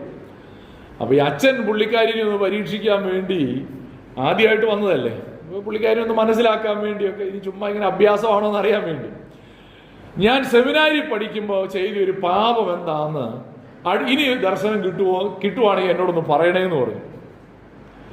അല്ലെങ്കിൽ കർത്താവിനെ ദർശനത്തിൽ കാണുവാണെങ്കിൽ ഒന്ന് ചോദിച്ചേക്കണം. ഈ ഞങ്ങളുടെ അച്ഛൻ സെമിനാരി പഠിക്കുമ്പോൾ ഒരു വലിയ കുരുത്തക്കേട് കാണിച്ചിട്ടുണ്ട്, അത് എന്താന്ന് ഇനി ഞാൻ വരുമ്പോൾ പറയണമെന്ന് പറഞ്ഞു. അപ്പോൾ എന്തായാലും അച്ഛൻ പോയി. കുറച്ച് ദിവസങ്ങൾക്ക് ശേഷം ഈ സഹോദരിയെ വീണ്ടും കണ്ടപ്പോൾ ചോദിച്ചു, ഞാൻ പറഞ്ഞ കാര്യം ചോദിച്ചായിരുന്നോ എന്ന് ചോദിച്ചു. അപ്പോൾ സഹോദരി പറഞ്ഞു, ഞാൻ ചോദിച്ചായിരുന്നു. അപ്പോൾ എന്തോ പറഞ്ഞു. അപ്പോൾ അച്ഛനൊരു ചെറിയ ടെൻഷനായി. എന്തോ പറഞ്ഞു എന്ന് ചോദിച്ചു. അപ്പോൾ ഈ സഹോദരി പറഞ്ഞു, കർത്താവിനോട് ചോദിച്ചപ്പോൾ കർത്താവ് പറഞ്ഞു, അതൊക്കെ ഞാൻ ക്ഷമിച്ചു കഴിഞ്ഞ കേസാണ്, ഇനി പറയേണ്ട കാര്യമില്ല. അതൊക്കെ ഞാൻ എഴുതി തള്ളിയത് ഏറ്റു പറഞ്ഞു ഉപേക്ഷിച്ചപ്പോൾ അച്ഛൻ ഇപ്പോഴും അതിന്റെ ഗിൽറ്റ് ഫീലിംഗ് കൊണ്ട് നടക്കുക. കർത്താവ് പറഞ്ഞെന്ന്, അതൊക്കെ കഴിഞ്ഞതല്ലേ, അതൊക്കെ ഞാൻ ക്ഷമിച്ചതാ, ഇനി അത് അക്കൗണ്ട് വേണ്ട. പ്രിയപ്പെട്ടവരെ, നമ്മൾ ഇനിയും ഗിൽറ്റ് ഫീലിംഗുമായിട്ട് ജീവിക്കരുത്. ഞാൻ എപ്പോഴും പറയും യോസേഫിന്റെ സഹോദരന്മാരെ കുറിച്ച്. യോസേഫിന്റെ സഹോദരന്മാരോട് യോസേഫ് ഒരിക്കൽ പറഞ്ഞ് കെട്ടിപ്പിടിച്ച് കരഞ്ഞതാ, ഞാനിവിടെ വന്നത് നമ്മുടെ ജീവരക്ഷയ്ക്ക് വേണ്ടിയാ, നിങ്ങൾ വിഷമിക്കണ്ടെന്നൊക്കെ പറഞ്ഞു. കുറച്ച് നാൾ കഴിഞ്ഞപ്പോൾ യാക്കോബ് മരിച്ചു. യാക്കോബ് മരിച്ചു കഴിഞ്ഞപ്പോൾ പിന്നെ അവർക്ക് ഒരു പേടി. എന്താ പേടി? അപ്പം മരിച്ച സ്ഥിതിക്ക് ഇവൻ പിന്നെയും പ്രതികാരം ചെയ്യുമോ? അവർ ചെന്ന് അപേക്ഷിച്ചപ്പോൾ യോസേഫ് ചോദിക്കുക, നിങ്ങൾ എന്തിനാ പിന്നെ വന്നത്? ഞാൻ അന്നേ പറഞ്ഞതല്ലേ, ദൈവം എന്നെ മിസ്രയീമിൽ നിങ്ങളുടെ ജീവരക്ഷയ്ക്കായിട്ട് അയച്ചതാണെന്ന്. പ്രിയപ്പെട്ടവരെ, it should not haunt us. നമ്മളെ വീണ്ടും വീണ്ടും അത് പിന്തുടരാനായിട്ട്, ഗിൽറ്റ് പിന്തുടരാനായിട്ട് ഇടയാകരുത്. അവസാനമായി, ലിവിങ് ബൈ ദ സ്പിരിറ്റ്. നമുക്കിന്ന് പരിശുദ്ധാത്മാവിനെ തന്നു. നമുക്കിന്ന് ന്യായപ്രമാണത്തെ അല്ല തന്നത്, നമുക്കിന്ന് ലഭിച്ചിരിക്കുന്നത് പരിശുദ്ധാത്മാവിനെ തന്നു. നമ്മൾ 14-ാം വാക്യത്തിൽ വായിച്ചു നിർത്തിയത് അതാണ്. അതുകൊണ്ട് നാം ചെയ്യേണ്ട ഒറ്റ കാര്യമേ ഉള്ളൂ, ആത്മാവിനെ അനുസരിച്ച് നടക്കുക. ന്യായപ്രമാണം അനുസരിച്ചല്ല നടക്കേണ്ടത്, നാം നടക്കേണ്ടത് ആത്മാവിനെ അനുസരിച്ച് നടക്കുക. എന്നാൽ പിന്നെ പഴയ നിയമം കീറാമെന്ന് ആരും വിചാരിക്കരുത് കേട്ടോ. ഇത് പറയുമ്പോൾ പേടിയാ. കാര്യം അത്രയും ഭാഗം കുറിച്ചെടുത്ത് കേട്ട് കഴിഞ്ഞാൽ പുള്ളി പഴയ നിയമത്തിന് എതിരാണ്. അങ്ങനല്ല. എല്ലാ തിരുവെഴുത്തും ദൈവവിശ്വാസീയമാണ്, തന്നെ വിശ്വസിക്കുന്ന ആളാണ് ഞാൻ. പക്ഷെ നമ്മൾ നീതീകരിക്കപ്പെടുന്നത് ന്യായപ്രമാണത്താലല്ല. ഈ ഒരു വലിയ ബോധ്യത്തോടെ ജീവിക്കുവാൻ ദൈവത്തിൻ്റെ പരിശുദ്ധാത്മാവ് നമ്മെ സഹായിക്കട്ടെ. നമ്മുടെ പെർഫോമൻസ് അല്ല, ബൈ ഫെയ്ത്ത്. നമ്മുടെ ഐഡന്റിറ്റി ക്രിസ്തുവിൽ വിശ്വാസത്തിൻ്റെ അടിസ്ഥാനത്തിലായിരിക്കണം. 3, ഇനിയും കുറ്റബോധത്തോടെ ജീവിക്കരുത്. നാം ക്രിസ്തുവിൽ സ്വതന്ത്രരാണ്. 4, നാം ആത്മാവിനെ അനുസരിച്ച് നടക്കണം. നമ്മുടെ കണ്ണുകളെ അടയ്ക്കാം. ഹൃദയങ്ങളെ ദൈവസന്നിധിയിൽ ഏകാഗ്രമാക്കാം. പാട്ടുകാരൻ പാടുന്ന പോലെ, കൃപയാൽ അത്രേ ആത്മരക്ഷ, വിശ്വാസത്താൽ നേടുക, വില കൊടുത്ത് വാങ്ങുവാൻ സാധ്യമല്ല. അത് ദാനം, ദാനം, ദാനം. മലകൾ കയറിയാൽ കിട്ടുകയില്ല, ക്രിയകൾ നടത്തിയാൽ നേടുകയില്ല.